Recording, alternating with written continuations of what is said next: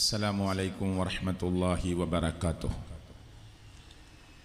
بسم الله الرحمن الرحيم. الحمد لله رب العالمين، والصلاة والسلام على رسول الله وعلى آله وصحبه أجمعين. اتقوا الله.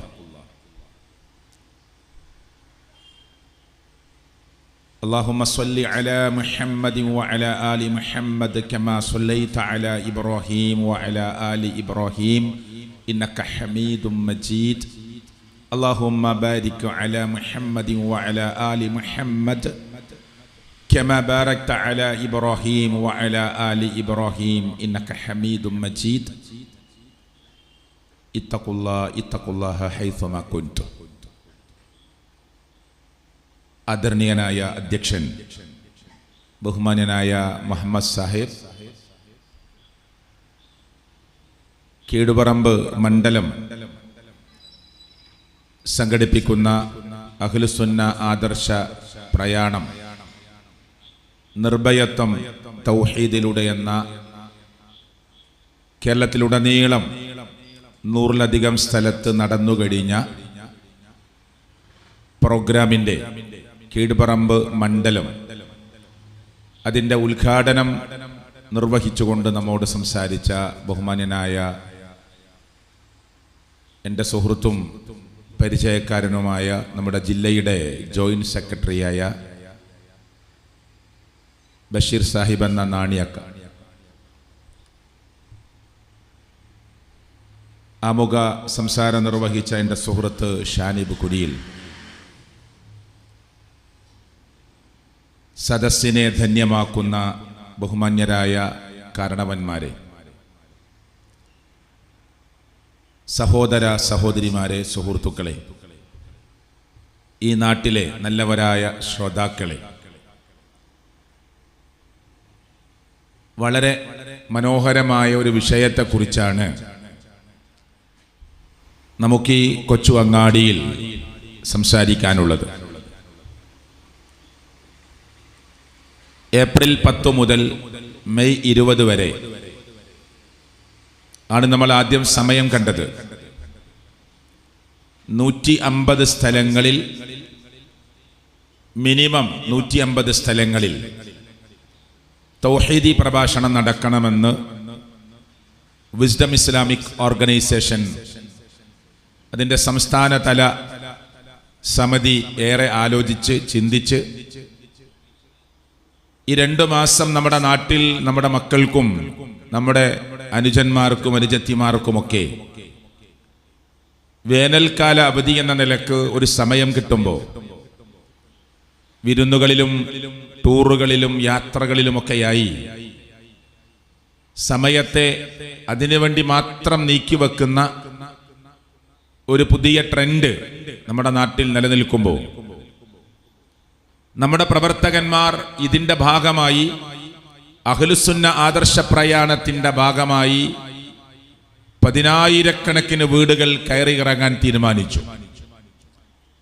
അൽഹംദുലില്ലാഹ്, തിരുവനന്തപുരം മുതൽ കാസർഗോഡ് വരെ ഇന്നലത്തോടുകൂടി 20-ാം തീയതിയോടുകൂടി ഏകദേശം 115-ലധികം സ്ഥലത്ത്, 150-ൽ 115-ലധികം സ്ഥലത്ത് നിശ്ചയിച്ചതുപോലെ അതല്ലെങ്കിൽ അതിൽ കൂടുതൽ സ്ഥലങ്ങളിൽ പ്രോഗ്രാം അവസാനിച്ചു.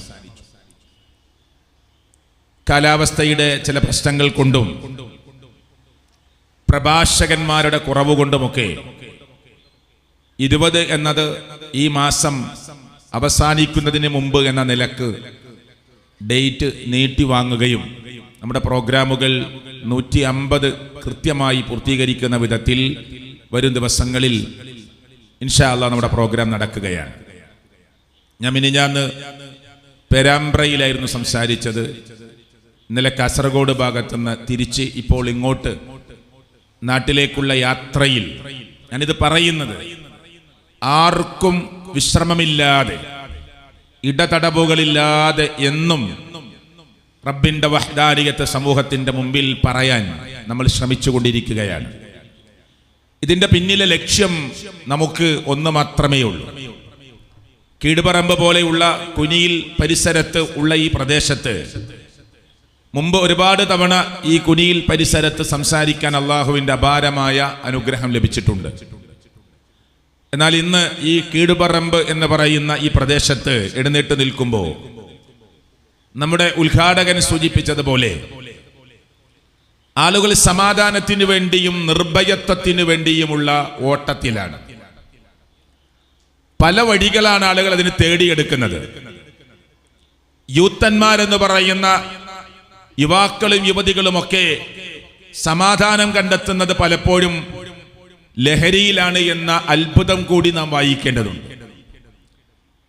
നമ്മളൊക്കെ കോളേജിലും സ്കൂളിലും പഠിക്കുമ്പോൾ അവിടുത്തെ അധ്യാപകർ നമ്മെ ആ ക്ലാസ്സിൽ വികൃതി കാട്ടിയതിൻ്റെ പേരിൽ, തല്ലുകൂടിയതിൻ്റെ പേരിൽ, അതല്ലെങ്കിൽ ഏതെങ്കിലും മോശമായ വാക്ക് പ്രയോഗിച്ചതിൻ്റെ പേരിലൊക്കെ അധ്യാപകരുടെ കയ്യിൽ നിന്ന് അടികിട്ടുകയും ക്ലാസ്സിൽ നിന്ന് പുറത്തു നിർത്തുകയും ഒക്കെ ചെയ്തിട്ടുണ്ടാവാം. അങ്ങനെ അനുഭവിക്കേണ്ടി വന്നവർ നമ്മുടെ കൂട്ടത്തിലുണ്ടാവാം. ഇന്ന് ചില കോളേജ് വിദ്യാർത്ഥിനികൾ 20, 19, 21 വയസ്സുള്ള ഡിഗ്രി തീരുന്ന ബിരുദാനന്ദ ബിരുദത്തിന് പഠിച്ചുകൊണ്ടിരിക്കുന്ന പെൺകുട്ടികളെ ക്ലാസ്സിൽ നിന്ന് അധ്യാപകർ പുറത്താക്കുകയും രക്ഷിതാക്കളെ വിളിക്കുകയും നിങ്ങളുടെ മോളെ വന്ന് കൊണ്ടുപോകണം, ക്ലാസ്സിൽ ഇരിക്കുന്നത് യാതൊരുവിധ കൺട്രോളും ഇല്ലാതെയാണ്, ക്ലാസ്സിൽ ഇരുന്ന് മദ്യപിക്കുകയാണ്. എന്താ പറയുന്നത്? ക്ലാസ്സിൽ ഇരുന്ന് മദ്യപിക്കുകയാണ്.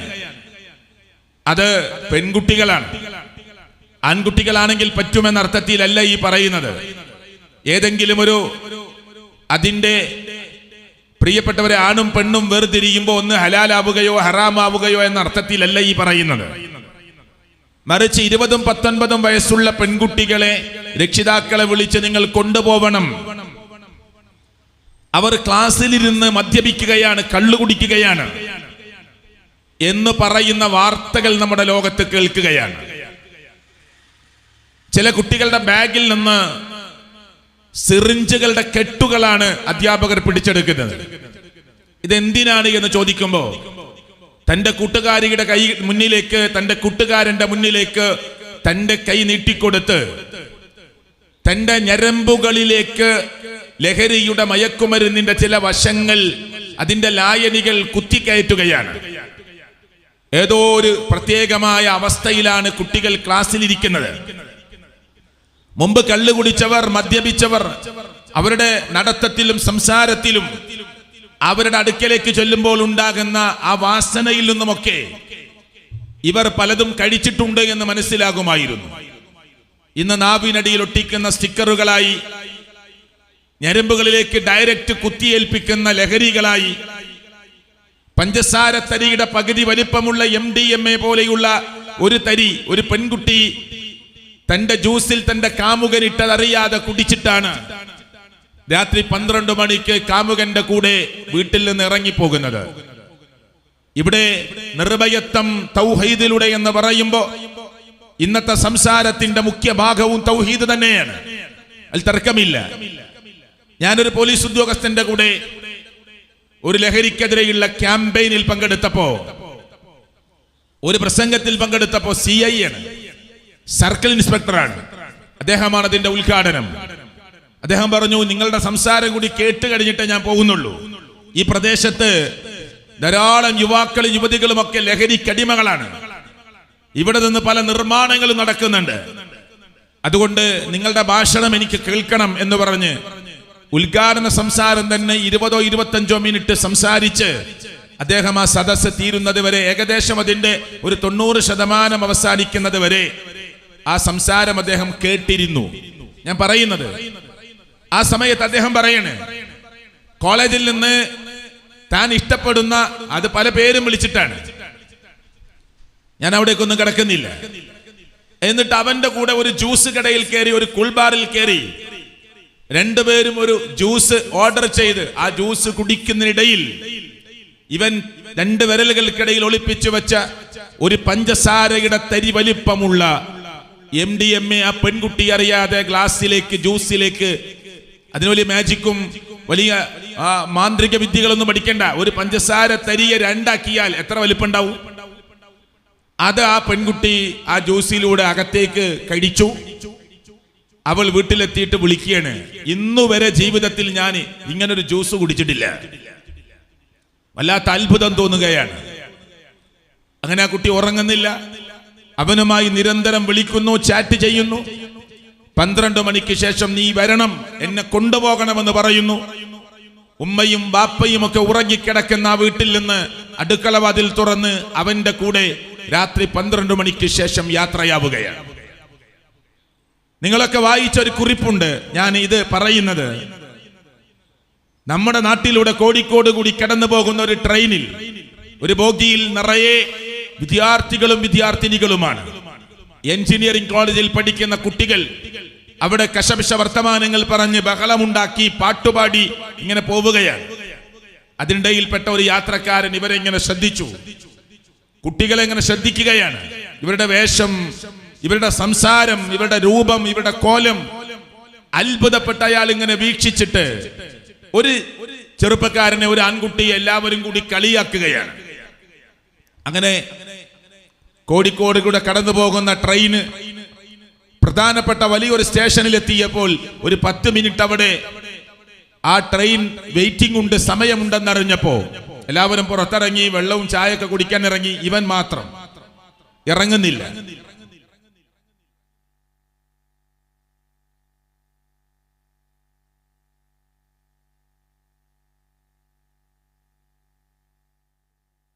പ്രാമാണികമായ ഉത്തരങ്ങൾ ലഭിക്കുമോ എന്നതിലാണ് നമുക്ക് ആശങ്ക. ചോദ്യങ്ങളെക്കുറിച്ചുള്ള ഇത്തരം ആശങ്കകളുടെ പരിഹാരമാണ് പീസ് റേഡിയോ അൽ ഇജാബ. അതെ, നിങ്ങളുടെ ചോദ്യങ്ങൾ റേഡിയോ ഫീഡ്ബാക്ക് വഴി ഞങ്ങൾക്ക് അയക്കൂ. ഉത്തരങ്ങൾ നിങ്ങളെ തേടി വരും. പ്രാമാണികമായ ഉത്തരങ്ങൾ, പ്രാപ്യമായ അവതരണ ശൈലി, പ്രായോഗികമായ സമീപന രീതി. ജീവിത തിരക്കുകൾക്കിടയിൽ ഉത്തരമില്ലാത്ത ചോദ്യങ്ങൾക്ക് കാത്തിരിപ്പില്ലാതെ ഉത്തരങ്ങൾ നമ്മെ തേടിയെത്തുന്നു. പീസ് റേഡിയോ അൽ ഇജാബ സംശയ നിവാരണം കേൾക്കാം എല്ലാ ദിവസവും ഉച്ചയ്ക്ക് 2:10 വൈകുന്നേരം 7:15. Peace radio, tune to reality.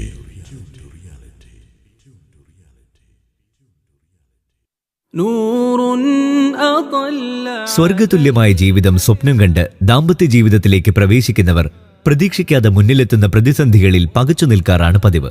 പരിഹാരം അന്വേഷിക്കുന്നവരുണ്ട്. ശരിയായ ഒരു സ്രോതസ്സിന്റെ അന്വേഷണത്തിലാണവർ.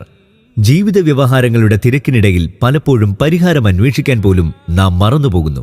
എന്നാൽ ജീവിതം വഴിമുട്ടുമ്പോഴാണ് പലരും പരിഹാരത്തെക്കുറിച്ച് ചിന്തിക്കാറുള്ളത്. ജീവിത പ്രതിസന്ധികൾക്ക് പരിഹാരം തേടിയുള്ള ഈ യാത്രയ്ക്ക് ഇവിടെ വിരാമം കുറിക്കുകയാണ്. ഫലപ്രദമായ പരിഹാരത്തിന്റെ സ്രോതസ്സിലേക്ക് ഞങ്ങൾ നിങ്ങൾക്ക് വഴികാട്ടുന്നു. Peace radio live counselling. ഇഴയുടഞ്ഞ ജീവിതങ്ങൾക്ക് ഇഴയടുപ്പം നൽകുന്ന, വിയോജിപ്പിന്റെ വഴിയടയാളങ്ങളെ മായ്ച്ച് ഒരുമയുടെ സങ്കേതമൊരുക്കുന്ന പീസ് റേഡിയോ ലൈവ് കൗൺസിലിംഗ്. പ്രശ്നപരിഹാരത്തിന് ഏവർക്കും ആശ്രയിക്കാവുന്ന ഒരിടം. നിങ്ങളുടെ ആശങ്കകൾ പീസ് റേഡിയോ ഫീഡ്ബാക്ക് ഓപ്ഷൻ വഴിയോ 9544845840 എന്ന വാട്സ്ആപ്പ് നമ്പർ വഴിയോ അറിയിക്കാം. Peace radio live counselling. Professor Haris bin Saleem, Abdurahiman Chungathara എന്നിവർ നേതൃത്വം നൽകുന്നു. എല്ലാ ചൊവ്വാഴ്ച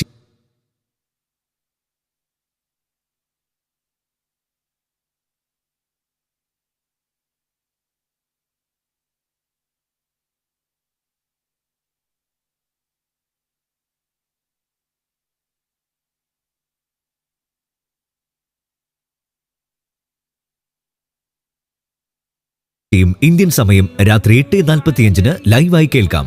മറക്കാതെ കേൾക്കുക Peace radio live counselling. Peace radio, tune to reality.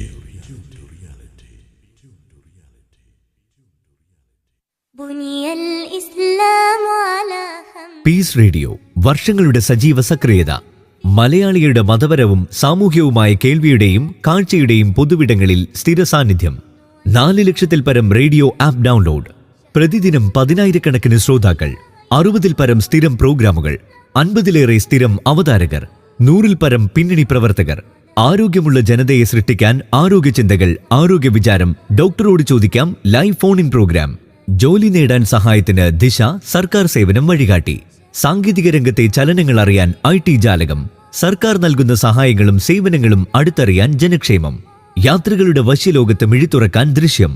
കുടുംബത്തിലെ അസ്വസ്ഥതകൾ കുറയ്ക്കാൻ പ്രായോഗിക പരിഹാരം സ്നേഹക്കൂട്. കുട്ടികൾക്കും വിദ്യാർത്ഥികൾക്കും യുവാക്കൾക്കും വനിതകൾക്കും മുതിർന്നവർക്കും പൊതുസമൂഹത്തിനും അനുഗുണമായ വൈവിധ്യമാർന്ന പ്രോഗ്രാമുകൾ. പ്രക്ഷേപണ ശേഷം 24 മണിക്കൂർ റീവൈൻ കേൾവി. പീസ് റേഡിയോയിൽ നിങ്ങൾക്കും ഇടമുണ്ട്. സഹോദരങ്ങളെ, ഞാൻ പറഞ്ഞു വന്നത്,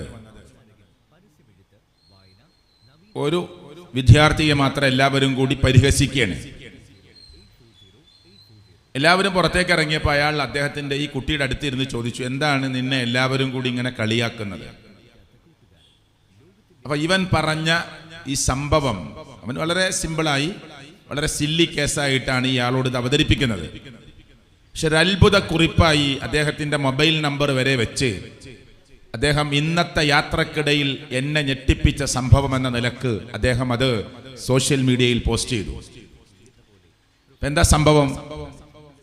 ഇവര് എഞ്ചിനീയറിംഗ് കോളേജിന്റെ കുറച്ചപ്പുറത്ത് താമസിക്കുന്ന ഒരു പെൺകുട്ടിയുമായി ഇവൻ ഇഷ്ടത്തിലാണ്, പ്രേമത്തിലാണ്. ആ പെൺകുട്ടി ഇവനുമായി ചാറ്റ് ചെയ്യും.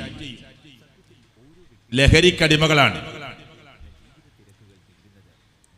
എന്നിട്ട് ഇവൻ തന്നെ പറയാണ്, ചില ദിവസങ്ങളിൽ പാതിരാത്രിയിൽ ഞാൻ അവളുടെ വീട്ടിലേക്ക് ചെല്ലും. കോളേജിൽ പഠിക്കുന്ന ഒരു ആൺകുട്ടിയാണ്, കോളേജിൽ പഠിക്കുന്ന വേറൊരു കോളേജിൽ പഠിക്കുന്ന പെൺകുട്ടിയാണ്.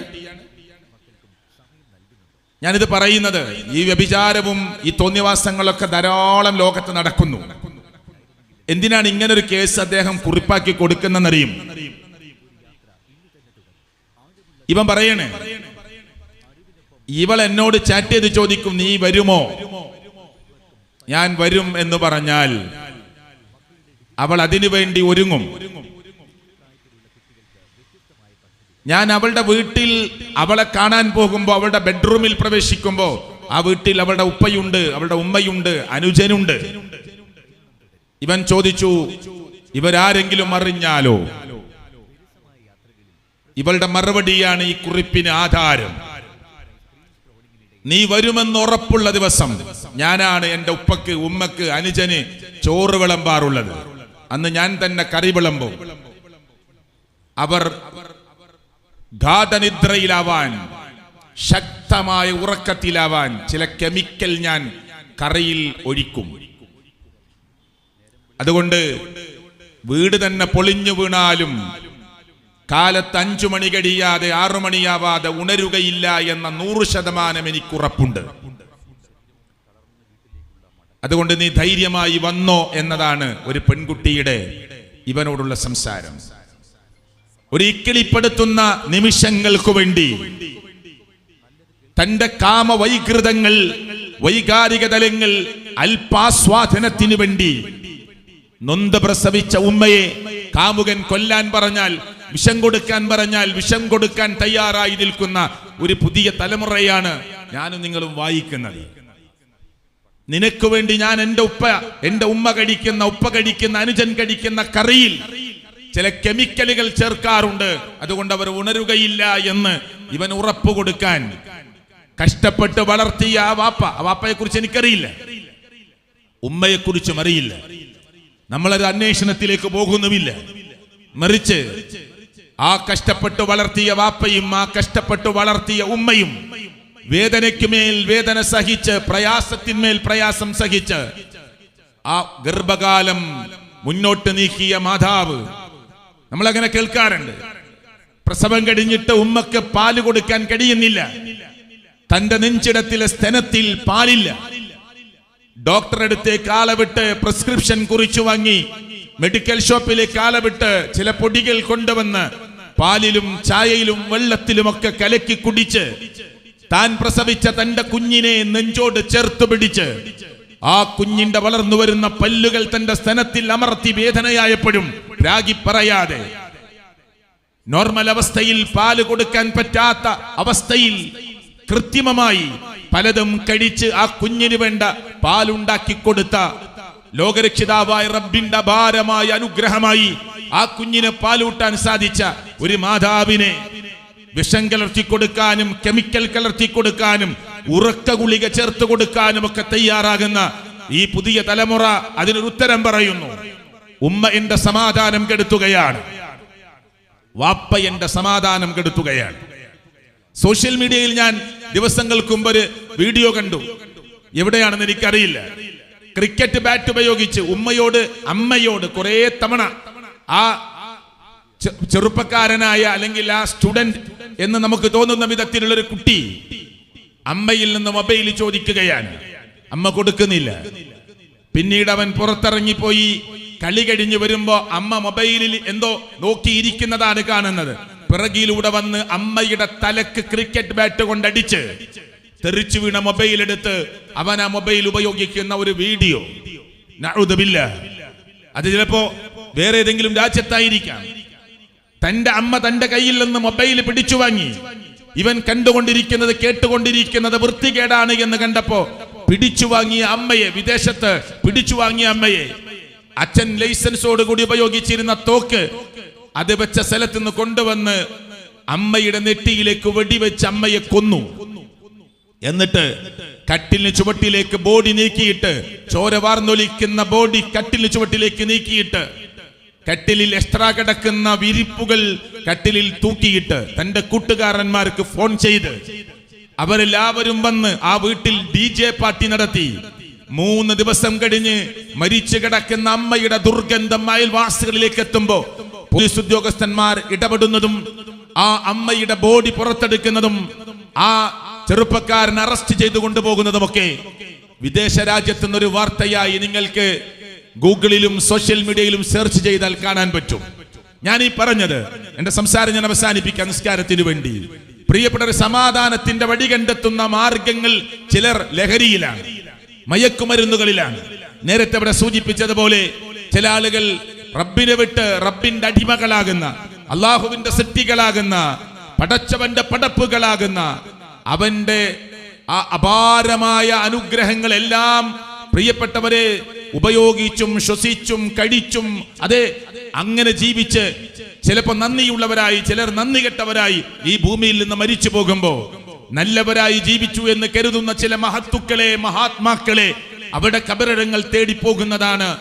ചില മനുഷ്യർ റബ്ബിനെ വിട്ട് സമാധാനം കണ്ടെത്താൻ തേടിയെടുക്കുന്ന വഴികൾ. ഇൻഷാ അല്ലാഹ് ആ നിർഭയത്വത്തിന്റെ വഴികൾ ശരിയാണോ തെറ്റാണോ എന്നും, യഥാർത്ഥ നിർഭയത്വം എവിടെ നിന്നാണ് കിട്ടുക, ഏത് വഴികളിലൂടെയാണ് നമുക്ക് നിർഭയത്വം ലഭിക്കാനുള്ളത്, ലോകരക്ഷിതാവായ അണ്ടകടാഹങ്ങളുടെ അധിപനായ പ്രപഞ്ചത്തിന്റെ സൃഷ്ടാവായ അള്ളാഹുവിനെ മാത്രം ആരാധിക്കണമെന്ന് പറയുന്നതിന്റെ യുക്തിഭദ്രത എന്താണ്, ഇൻഷാ അല്ലാഹ് നമുക്ക് നമസ്കാരാനന്തരം ചർച്ച ചെയ്യാം. നമസ്കാരത്തിന് വേണ്ടി പിരിയുന്നു. നിസ്കാരം കഴിഞ്ഞ ഉടനെ എല്ലാവരും ഈ വേദിയിലേക്ക് വേഗത്തിൽ വരിക. നമുക്ക് സമയബന്ധിതമായി നമ്മുടെ പരിപാടി അവസാനിപ്പിക്കേണ്ടതുണ്ട്. അല്ലാഹു തൗഫീഖ് നൽകുമാറാകട്ടെ. അസ്സലാമു അലൈക്കും വറഹ്മത്തുള്ളാഹി വബറകാതുഹു. അസ്സലാമു അലൈക്കും വറഹ്മത്തുള്ളാഹി വബറകാതുഹു.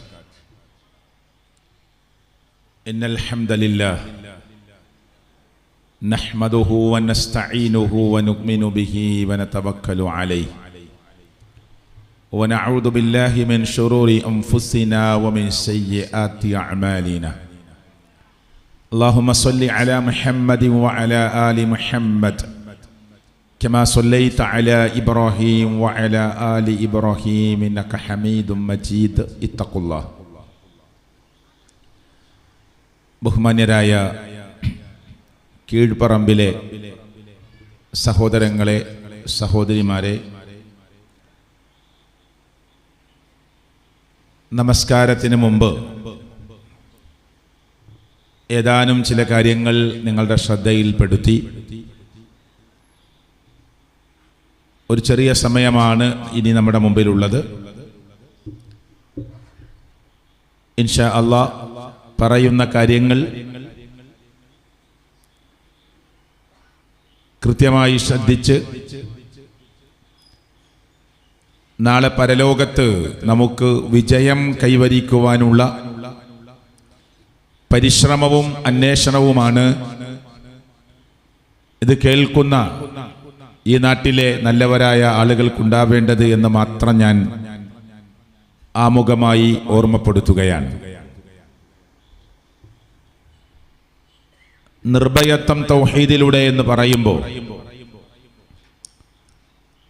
ലോകത്തിന്റെ നാനാഭാഗത്ത് മുസ്ലിം ഉമ്മത്ത് പരീക്ഷണങ്ങൾ അനുഭവിച്ചുകൊണ്ടേയിരിക്കുന്നു, ഇനിയും അനുഭവിക്കേണ്ടി വരും. മുക്മിനായ ആണിനും മുക്മിനത്തായ പെണ്ണിനുമൊക്കെ പരീക്ഷണങ്ങൾ കൂടുമെന്നാണ് കളവ് പറയാത്ത റസൂൽ കരീം സല്ലല്ലാഹു അലൈഹി വസല്ലമ നമ്മെ പഠിപ്പിച്ചിട്ടുള്ളത്. മുക്മിനായി ജീവിക്കുന്ന മുക്മിനത്തായി ജീവിക്കുന്ന ആണിനും പെണ്ണിനുമൊക്കെ പരീക്ഷണങ്ങൾ വർദ്ധിക്കും. ഒരുപക്ഷെ ആലോചിച്ചു പോകും, ഞാൻ എന്ത് തെറ്റാണ് സമൂഹത്തോട് ചെയ്തത്, ഞാൻ എന്ത് കുറ്റമാണ് ഈ സമൂഹത്തോട് അല്ലെങ്കിൽ ഈ നാട്ടിലെ മനുഷ്യരോട് ചെയ്തത്. ഇങ്ങനെ എൻ്റെ വീട്ടിൽ ഉമ്മയെ തൊട്ട് വാപ്പയെ തൊട്ട് മക്കളെ തൊട്ട് ഭാര്യയെ തൊട്ട് ബന്ധുമിത്രാദികളെ തൊട്ട് ഒന്നിനു പിറകെ ഒന്നായി പരീക്ഷണങ്ങൾ കടന്നു വരുന്നത് എന്തുകൊണ്ടാണ് എന്ന് ആലോചിച്ചു പോകാം. നമ്മളൊക്കെ സാധാരണക്കാരിൽ സാധാരണക്കാരായ മനുഷ്യരാണ്. അള്ളാഹു ഏറെ ഇഷ്ടപ്പെടുന്നവൻ തെരഞ്ഞെടുത്ത പ്രവാചകന്മാർ വലിയ പരീക്ഷണങ്ങളിലൂടെ കടന്നുപോയവരാണ്. മഹാനായ ഇബ്രാഹിം അലൈഹി സ്വലാത്തു വസ്സലാം നാം ആ പ്രവാചകനെ വിളിക്കുന്നത് ഖലീലുള്ള എന്നാണ്, അള്ളാഹുവിന്റെ കൂട്ടുകാരൻ എന്നാണ്. അള്ളാഹുവിന്റെ കൂട്ടുകാരനായി പരിചയപ്പെടുത്തുന്ന ഇബ്രാഹിം അലൈഹി സ്വലാത്തു വസ്സലാമിന് പരീക്ഷണങ്ങളുടെ തീച്ചൂളകളിലൂടെ കടന്നു പോവേണ്ടി വന്നു. മക്കളില്ലാതെ ഏറെ കാലം കാത്തിരുന്ന് ലോകത്തിന്റെ രക്ഷിതാവായ റബ്ബിനോട് പ്രാർത്ഥിച്ച് അല്ലാഹു തആല കുറെ വൈകിയാണെങ്കിലും അല്ലാഹു സന്താനത്തെ നൽകുകയാണ്. സന്താനത്തെ ലഭിക്കാതിരുന്നു എന്ന ആദ്യഘട്ടത്തിലെ പരീക്ഷണം, സന്താനത്തെ ലഭിച്ചതിന് ശേഷം തന്റെ കൂടെ എല്ലാറ്റിനുമെന്ന് എന്നെ സഹായിക്കാനായി വരുന്നു എന്ന സന്തോഷമുണ്ടാകുമ്പോ ഇനി യറാ ഫിൽ മനാം അന്നി യദ്ബഹുക ഫൻദുർ മാദാ തറാ, ഖുർആനിലെ വാചകമാണ്. മോനെ, നിന്നെ അറുക്കണമെന്നതാണ് അല്ലാഹു എനിക്ക് സ്വപ്നത്തിൽ നൽകിയിട്ടുള്ള നിർദ്ദേശം. എന്താണ് മോനെ നിന്റെ അഭിപ്രായം?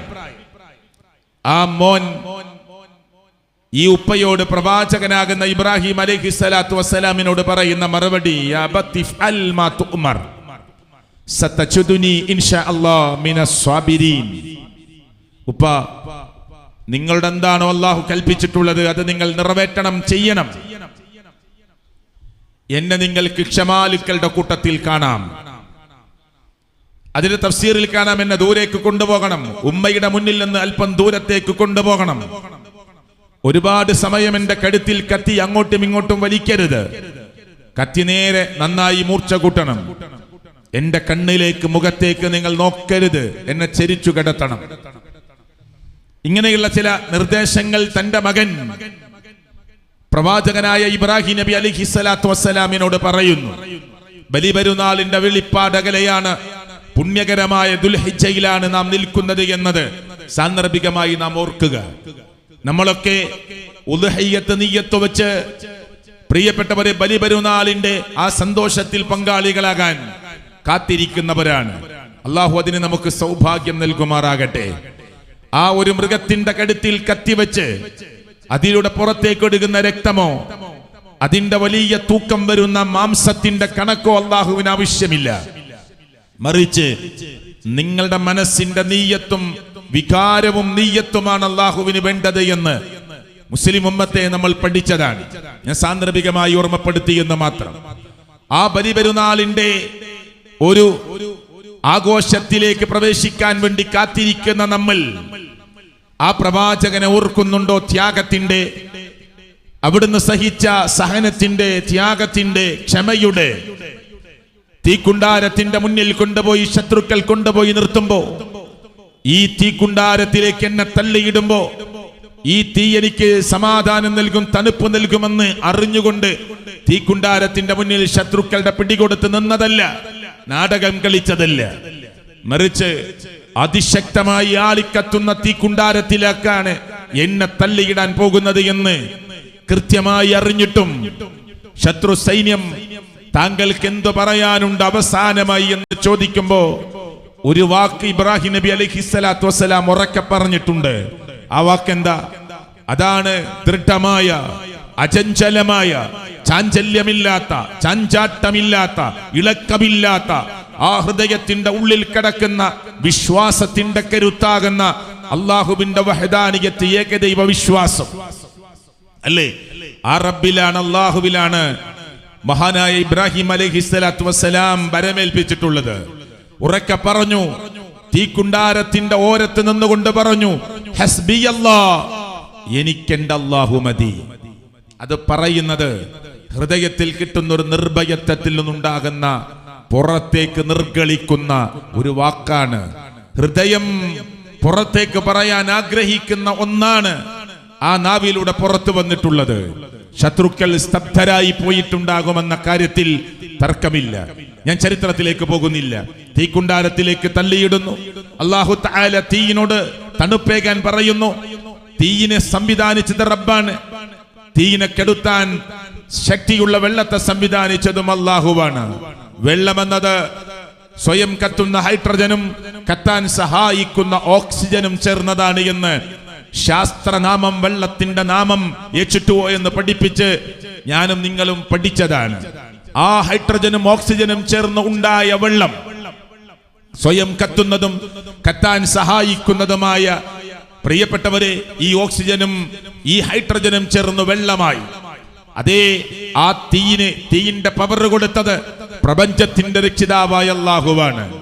ഇബ്രാഹിം അലൈഹിസ്സലാത്തു വസ്സലാമിനെ തീക്കുണ്ടാരത്തിലേക്ക് തള്ളിയിട്ട നേരത്ത് തീയിനോട് അല്ലാഹു പറഞ്ഞു ബർദ് കൊടുക്കാൻ, തണുപ്പ് കൊടുക്കാൻ, സമാധാനം കൊടുക്കാൻ പറഞ്ഞു. ഞാനിത് ഇവിടെ ഉദ്ധരിച്ചത് മഹാനായ ഇബ്രാഹിം നബി അലൈഹിസ്സലാത്തു വസ്സലാമിനെ ശത്രു സൈന്യം പിടിച്ചു കൊണ്ടുപോയി തീക്കുണ്ടാരത്തിലേക്ക് തള്ളിയിടാൻ പോവുകയാണ് എന്നറിഞ്ഞിട്ടും ഇളക്കമില്ലാതെ ഹസ്ബിയല്ലാഹ് എന്ന് പറയാനുള്ള ആ മനോഗതി എങ്ങനെ ഉണ്ടായി എന്നത് പഠിക്കാനാണ്. അതാണ് ഉറച്ച തൗഹീദുള്ള ഒരു മനുഷ്യന്റെ അടയാളം. ജീവിതത്തിലേക്ക് നിരന്തരമായ പരീക്ഷണങ്ങൾ വന്നേക്കാം. രോഗം കൊണ്ട് എന്റെ മകനെ, എന്റെ മകളെ അള്ളാഹു പരീക്ഷിച്ചേക്കാം. ഉമ്മയെ, വാപ്പയെ തിരിച്ചു വിളിച്ച് നമ്മെ പരീക്ഷിക്കാം.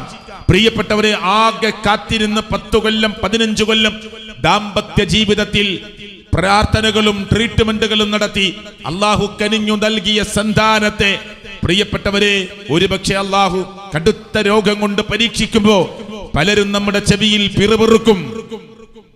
എന്താ പറയാ? നിനക്കതൊന്നും പറഞ്ഞിട്ട് കാര്യമില്ല, നിനക്ക് വിശ്വാസമില്ലല്ലോ, ഇതിനാ ഡോക്ടറെ അടുത്തേക്കല്ല പോവേണ്ടത്, ആ സൂപ്പർ സ്പെഷ്യാലിറ്റി ഹോസ്പിറ്റലിലേക്കല്ല പോവേണ്ടത്, നീ കിട്ടാവുന്ന വലിയ ഹോസ്പിറ്റൽ നോക്കി പോയിട്ട് കാര്യമില്ല, ലക്ഷങ്ങളും കോടികളും ചെലവഴിച്ചിട്ട് കാര്യമില്ല. ഇതിനൊക്കെ പറ്റുന്നൊരു കേന്ദ്രമുണ്ട്. അവിടെ ചെന്നാൽ ചില മറുമരുന്നുകളുണ്ട്. ആ മറുമരുന്ന് ഒരു പക്ഷേ ഒരു തകിടിൽ പലതും എഴുതി കുറിക്കലാവാം, അതല്ലെങ്കിൽ ഏലസിൽ പലതും കുത്തി കുറിക്കലാവാം, അത് തന്റെ അരയിലും തണ്ടയിലും കഴുത്തിലും ശരീരത്തിലുമായി കെട്ടലാവാം, വീടിന്റെ 4 മൂലയിലും ചിലത് കുടിച്ചിടാൻ പറയലാവാം. പ്രിയപ്പെട്ടവരെ, സന്താനത്തെ തന്ന ലോകത്തിന്റെ രക്ഷിതാവായ അല്ലാഹു ആ മനുഷ്യനെ പരീക്ഷിക്കുന്ന രീതിയാണത്. ഇവൻ ഈ പരീക്ഷണത്തിൽ തകർന്നു പോകുമോ ഇല്ലയോ എന്ന് ലോകത്തിന്റെ രക്ഷിതാവായ റബ്ബ് പരീക്ഷിക്കുകയാണ്. പലരുടെയും പിറുപിറുക്കൽ കേട്ട് ആ സഹോദരനും സഹോദരിയും തന്റെ മകനെയും കൂട്ടി ഏതെങ്കിലും നേരത്തെ ഇവിടെ സൂചിപ്പിച്ചതുപോലെ മക്ബറകൾ തേടിയോ, സിദ്ധന്മാരെ തേടിയോ, ബീവിമാരെ തേടിയോ, ഹോജമാരെ തേടിയോ കടന്നുപോയി അള്ളാഹുവിന് ഇഷ്ടമില്ലാത്ത ചില ചെപ്പടി വിദ്യകൾ ചെയ്യുമ്പോ ലോകത്തിന്റെ രക്ഷിതാവായ റബ്ബിന് അതൊരിക്കലും ഇഷ്ടപ്പെടുകയില്ല എന്നത് അതാണ് അള്ളാഹുവിന്റെ ദീനിന്റെ പ്രത്യേകത. ഈ ഭൂമിയും ഈ ആകാശലോകവും ഗോളമണ്ഡലങ്ങളുമെല്ലാം നമുക്ക് വേണ്ടി സംവിധാനിച്ച റബ്ബ് ഖലഖലകും മാ ഫിൽ അർളി ജമീഅ, ലോകത്തുള്ളത് മുഴുവനും നിങ്ങൾക്ക് വേണ്ടിയാണ് എന്ന് പഠിപ്പിച്ച പ്രപഞ്ചത്തിന്റെ നാഥൻ എന്താ പറഞ്ഞത്? ലോകത്തുള്ള മുഴുവനും നിങ്ങൾക്ക് വേണ്ടിയാണ്. പന്നികൾ, പട്ടികൾ, അതൊക്കെ നമുക്ക് എന്താ ആവശ്യം നമ്മൾ ചിന്തിക്കുക. മനുഷ്യരെ നമുക്ക് വേണ്ടിയാണ്, നമുക്ക് വേണ്ടിയാണ്. ഇരുകാലിയായ, 2 കാലുള്ള, ബുദ്ധിയുള്ള, വിവേചന ശക്തിയുള്ള, ധർമാധർമ്മങ്ങളെ, നീതി അനീതികളെ, സത്യാസത്യങ്ങളെ വേർതിരിച്ച് വിവച്ഛേദിച്ച് മനസ്സിലാക്കാൻ കഴിവുള്ള മനുഷ്യൻ എന്ന് പറയുന്നവർക്ക് വേണ്ടിയാണ് ലോകത്തെന്തൊക്കെയുണ്ടോ, ഭൂമിയിൽ എന്തൊക്കെയുണ്ടോ എല്ലാം. അതാ ഖുർആന്റെ ഭാഷ. ഈ ലൈറ്റിന് ചുറ്റും പാറിക്കളിക്കുന്ന കൊച്ചു പ്രാണിയില്ലേ, നമുക്ക് വേണ്ടി അല്ല സംവിധാനിച്ചതാ. കാനനത്തിൽ ഗർജിക്കുന്ന സിംഹമടക്കമുള്ള തേറ്റയുള്ള മൃഗങ്ങൾ മനുഷ്യർക്ക് വേണ്ടി അല്ല സംവിധാനിച്ചതാ. ചിലപ്പോ നമ്മൾ ചിന്തിക്കും, എന്താ നമുക്കതുകൊണ്ട് ഉപകാരം? ഈ ഭൂമിയുടെ സന്തുലിതമായ അവസ്ഥ നിലനിൽക്കുന്നത് മനുഷ്യവാസത്തിന് അനിവാര്യമാണ്. അതുകൊണ്ട് ചെറിയ ബാക്ടീരിയകൾ, വൈറസുകൾ എല്ലാം നമുക്ക് വേണ്ടിയാണ്. എന്തൊക്കെ ലോകത്തുണ്ടോ എല്ലാം, ഈ മണൽത്തരികളും ചരൽക്കല്ലുകളും കുന്നുകളും മലകളും കുടികളും എല്ലാം പ്രിയപ്പെട്ടവരെ, വെള്ളത്തിന്റെ അടിയിലേക്ക് കൂളിയിട്ട് പോകുന്ന മത്സ്യങ്ങൾ, കൊടാനുകോടി ജീവജാലങ്ങൾ സകലതും നിങ്ങൾക്ക് വേണ്ടിയാണ് സംവിധാനിച്ചത് എന്ന് പ്രപഞ്ചത്തിന്റെ നാഥൻ ഉറക്കെ അല്ലാഹുവിന്റെ കലാമിലൂടെ പറയുന്നു. അതിന് തിരിച്ച് മനുഷ്യൻ കാണിക്കേണ്ടത് എന്താണ്? തിരിച്ചു കൊടുക്കേണ്ടത് എന്താണ്? ആ നന്ദിയാണ് ഇന്നത്തെ വിഷയത്തിന്റെ മർമ്മം. മനുഷ്യൻ റബ്ബിന് തിരിച്ചു കൊടുക്കേണ്ടത് എന്താണ്? എല്ലാ മനുഷ്യരും അള്ളാഹുവിനോട് തിരിച്ച് നന്ദി കാണിച്ചില്ലെങ്കിൽ അള്ളാഹുവിന് വല്ല നഷ്ടവുമുണ്ടോ? ഒരിക്കലുമില്ല. നരകമെന്ന് പറയുന്ന മനുഷ്യനും കല്ലും കത്തുന്ന വഖൂദുഹന്നാസു വൽ ഹിജാറ എന്ന് പരിചയപ്പെടുത്തിയ നരകം, ആ നരകത്തിൽ മനുഷ്യരെ കൊല്ലാത്ത പ്രശ്നമുണ്ടാകുമോ? ആ നരകത്തിൽ മനുഷ്യരെ ഉൾക്കൊള്ളാത്ത പ്രശ്നമുണ്ടാകുമോ? ബാബുൽ ജിഹാദ് എന്ന് പറയുന്ന, ബാബുൽ ഹൗല വല ഖുവത ഇല്ലാ ബില്ലാ എന്ന് പറയുന്ന, ബാബുർ റയ്യാൻ എന്ന് പറയുന്ന, ബാബു സദഖ എന്ന് പറയുന്ന പരിശുദ്ധ ഖുർആനിലെ വിശദീകരണമാകുന്ന ഹദീസിന്റെ ഗ്രന്ഥങ്ങളിലൂടെ പരിചയപ്പെടുത്തിയ സ്വർഗത്തിന്റെ 8 കവാടങ്ങളുള്ള ആകാശഭൂമിയോളം വിശാലമായ സ്വർഗത്തിൽ മനുഷ്യരൊന്നടങ്കം നന്നായതിന്റെ പേരിൽ സ്ഥലമില്ലാത്ത പ്രശ്നമുണ്ടാകുമോ? ഇല്ല. എല്ലാം സംവിധാനിച്ച ലോകത്തിന്റെ രക്ഷിതാവായ റബ്ബ് അതിനുവേണ്ട സൗകര്യങ്ങളെല്ലാം ഒരുക്കി വച്ചിട്ടുണ്ട്, അല്ലേ? അതുകൊണ്ട് അല്ലാഹു കാരുണ്യവാനായ റബ്ബ്, കരുണാനിധിയായ റബ്ബ് മനുഷ്യനോട് പറയുന്നത്, നീ നിന്റെ തടി നരകത്തിൽ നിന്ന് രക്ഷപ്പെടുത്തണമെന്ന് മാത്രമല്ല, ഖൂ അൻഫുസകും വഅഹ്ലീകും നാറ, നീ നിന്റെ തടി നരകത്തിൽ നിന്ന് രക്ഷപ്പെടുത്താൻ ശ്രമിക്കുമ്പോ നിന്റെ കൂട്ടുകുടുംബങ്ങളെ, നിന്റെ ബന്ധുമിത്രാദികളെ, നിന്റെ അഹ്ലിൽപ്പെട്ടവരെ നീ നരകമെന്ന് പറയുന്ന കത്തിജ്വലിക്കുന്ന നരകാഗ്നിയിൽ നിന്ന് ആർപ്പ് വിളികളും തേങ്ങിക്കരച്ചിലുകളും പൊട്ടിക്കരച്ചിലുകളും മാത്രം കേൾക്കുന്ന മനുഷ്യ ശരീരം ഇങ്ങനെ വീർത്തൊലിച്ച് ജീവിതമോ മരണമോ ഇല്ലാതെ കാലങ്ങളായി കിടക്കേണ്ടി വരുന്ന, മരണമില്ലാത്ത, ജീവിതത്തിനറ്റമില്ലാത്ത, അനന്തമായ, അനശ്വരമായ, ശാശ്വതമായ ആ നരകാഗ്നി എന്ന് പറയുന്ന നരകാഗ്നിയിൽ നിന്ന് രക്ഷപ്പെടാൻ വേണ്ടി പണിയെടുക്കുക എന്നതാണ് ബുദ്ധിയുള്ള മനുഷ്യന്റെ അടയാളം. ഇവിടെ കിട്ടാവുന്ന ഒരു ചെറിയ കച്ചവടത്തിന്റെ പ്രോഫിറ്റ് ആഗ്രഹിച്ച് കീഴ്പറമ്പിലോ കുനിയിലോ തുടങ്ങിയ ഒരു ഷോപ്പിനെ കുറിച്ച് എന്തൊക്കെ ആലോചിച്ചിട്ടുണ്ടാകും? ഉണ്ടാവില്ലേ? അത് തുടങ്ങുന്നതിന് മുമ്പ് ഈ സ്ഥലത്തിട്ടാൽ എങ്ങനെയാകും? എന്ത് കച്ചവടമാണ് ഇവിടെ നടക്കാൻ പോകുന്നത്? എന്തായിരിക്കും വിജയിക്കുക? അതിന്റെ ലാഭനഷ്ടങ്ങളെ കുറിച്ച് ആലോചനാനിമഗ്നനായി എത്ര ദിവസം കഴിച്ചു കൂട്ടിയിട്ടുണ്ടാവും? എത്ര പ്രാവശ്യം കണക്കുകൂട്ടലുകൾ നടത്തിയിട്ടുണ്ടാകും? ഒന്നും വേണ്ട. നാം ഒരു ഷോപ്പിലേക്ക് ചെന്ന് ഒരു സോപ്പ് വാങ്ങുമ്പോ നാം ഉപയോഗിച്ച് ശീലിച്ച് നന്മയാണ്, നമുക്ക് നല്ലതാണ് എന്ന് തോന്നുന്ന ഒരു സോപ്പിനെ സെലക്ട് ചെയ്യാൻ ഒരു ഡ്രസ് കടയിൽ കയറി ഞാനും നിങ്ങളും ഇഷ്ടമുള്ള ഒരു കുപ്പായം കൊണ്ടാ എന്നല്ല പറയാറ്, ഒരു ഷർട്ട് കൊണ്ടാ എന്നല്ല പറയാറ്, ഇഷ്ടമുള്ള ഒരു തുണി കൊണ്ടാ എന്നല്ല. നമുക്ക് ഇഷ്ടപ്പെട്ട കര, അതിന്റെ നൂല് പൊട്ടിച്ചു നോക്കി ഇത് കോട്ടൺ തന്നെയാണോ, അല്ല ചിലത് ഇതിലേക്ക് ചേർത്തി പ്രിയപ്പെട്ടവരെ ഉപയോഗത്തിന് പ്രയാസമുണ്ടാക്കുന്നതാണോ, ചൂട് വർദ്ധിപ്പിക്കുന്നതാണോ, ഇങ്ങനെയൊക്കെ പരിശോധിച്ച് ഒരു 500 രൂപയുടെ 800 രൂപയുടെ 1000 രൂപയുടെ വസ്ത്രം വാങ്ങുമ്പോ പലതവണ ആവർത്തിച്ച് നോക്കി കൂടെയുള്ളവരോട് അഭിപ്രായം ചോദിക്കുന്ന മുസൽമാനെ, കീഴ്പറമ്പിൽ എന്നെ കേൾക്കുന്നവരെ, വരാനിരിക്കുന്ന ഒരിക്കലും തീരാത്ത, ഒരു ദിവസത്തിനല്ല, ഒരു വർഷത്തിനല്ല, പ്രിയപ്പെട്ടവരെ ഒരിക്കലും അവസാനിക്കാത്ത മരണമെന്ന് പറയുന്ന പ്രതിഭാസത്തെ കൊണ്ടുവന്ന് മനുഷ്യലോകത്തിന്റെ മുന്നിൽ നിർത്തി മരണത്തെ അറുത്തു കളഞ്ഞിട്ട് ആ മനുഷ്യരോട് പരലോകത്ത് വിളിച്ചു പറയും, ഇനി നിങ്ങൾക്ക് മരണമില്ല, നിങ്ങൾ എന്നെന്നും ജീവിച്ചിരിക്കുന്നവരാണ് എന്ന് വിളിച്ചു പറയുന്ന നരകത്തിലെ ആളുകളോടും സ്വർഗത്തിലെ ആളുകളോടും അത് തദൈവ പറയുന്ന ആ പരലോകമെന്ന് പറയുന്ന ലോകത്തിന് വേണ്ടി ഞാനും നിങ്ങളും എന്ത് മുന്നൊരുക്കമാണ് നടത്തിയത്? ചിന്തിക്കാനാണ് ഇത് പറയുന്നത്. എന്റെയും നിങ്ങളെയൊക്കെ നാട് ചാലിയാറിന്റെ പരിസരത്താണ്, അല്ലേ? ഇടക്കരയിൽ നിന്ന് ചുങ്കത്രയിലേക്ക് എത്തിയാൽ ചാലിയാറിന്റെ പോത്തുകല്ല് മുണ്ടേരിയിലൂടെ ഒഴുകുന്ന ചാലിയാർ, നിങ്ങൾക്കും നമുക്കൊക്കെ പരിചയമുള്ള ചാലിയാർ എന്ന് പറയുന്ന ഈ കൊച്ചു നദി, വയനാടിന്റെ മുണ്ടക്കയിൽ ചെറിയൊരു ദുരന്തമുണ്ടായപ്പോ ഒരു വലിയ സ്ക്രീനിൽ ഒരു പേന കൊണ്ട് വരച്ചതുപോലെ ലോക മാപ്പിൽ അടയാളപ്പെടുത്താൻ പോലും ഇല്ലാത്ത വയനാടിന്റെ ദുരന്തം, ഇന്ത്യ എന്ന് പറയുന്ന ഒരു വലിയ രാജ്യത്തിന്റെ ഭൂപടത്തിൽ പോലും കൃത്യമായി അടയാളപ്പെടുത്താനില്ലാത്ത ഒരു ചെറിയ ദുരന്തം, നമുക്കത് വലിയ ദുരന്തമാണ്. മരണപ്പെട്ടു പോയവർ അവരുടെ കബറിടങ്ങളെ അള്ളാഹു വിശാലമാക്കി കൊടുക്കുമാറാകട്ടെ. മരിച്ചുപോയവരുടെ ബന്ധുമിത്രാദികൾക്ക് അല്ലാഹു ഇനിയും ക്ഷമ വർദ്ധിപ്പിച്ചു കൊടുക്കുമാറാകട്ടെ. ആ ദുരന്തത്തെയോ പരീക്ഷണത്തെയോ ചെറുതായി കാണുകയില്ല, മറിച്ച് കേരളത്തിന്റെ ഭൂപടത്തിൽ നാം ഒരു വരയിട്ടടയാളപ്പെടുത്തുന്ന മുണ്ടക്കൈ ചൂരൽമല ദുരന്തം, ഈ ചാലിയാറിന്റെ മുണ്ടേരിയുടെ പോത്തുകല്ലിന്റെ പരിസര പ്രദേശത്ത് നാട്ടുകാരിങ്ങനെ വെള്ളത്തിലേക്ക് ഇറങ്ങി നിന്ന് ഒഴുകി വരുന്ന മയ്യത്തുകൾ പിടിച്ചത് 250-ലധികം ബോഡികളാണ്. ചിലത് പാതിയാണ്, ചിലത് അരയുടെ മുകളിലേക്കാണ്, ചിലത് കൈയില്ലാതെയാണ്, കാലില്ലാതെയാണ്. സ്ത്രീകളും പുരുഷന്മാരും കുട്ടികളും. പ്രിയപ്പെട്ടവരെ, അപകടത്തിലൂടെ കല്ലിനു കൂടെ മരത്തിന്റെ കൂടെ വീടിന്റെ തറയടക്കം ഒലിച്ചു വന്ന് ആ ഒഴുകി വന്ന വെള്ളത്തിൽ 250-ലധികം ബോഡികൾ നമ്മുടെ നാടിന്റെ ചാലിയാറിന്റെ പരിസരത്ത് നിന്ന് ഒരു കുട്ടിയുടെ മയ്യത്ത് നിങ്ങളുടെ വെളിപ്പാടകലെ കിടക്കുന്ന വാടക്കാടിന്റെ ചാലിയാറിൽ നിന്നാണ് ലഭിച്ചത്. നിങ്ങൾ ആലോചിക്കുന്നുണ്ടോ? അവരന്ന് രാത്രി ഉറങ്ങുമ്പോ ഒരു സൗണ്ട് കേട്ടു. ചില ആളുകളൊക്കെ സൗണ്ട് കേട്ടതോടുകൂടി എന്തോ ഒരു അപകടം തോന്നുന്നു എന്ന നിലയ്ക്ക് കയറിപ്പോയി.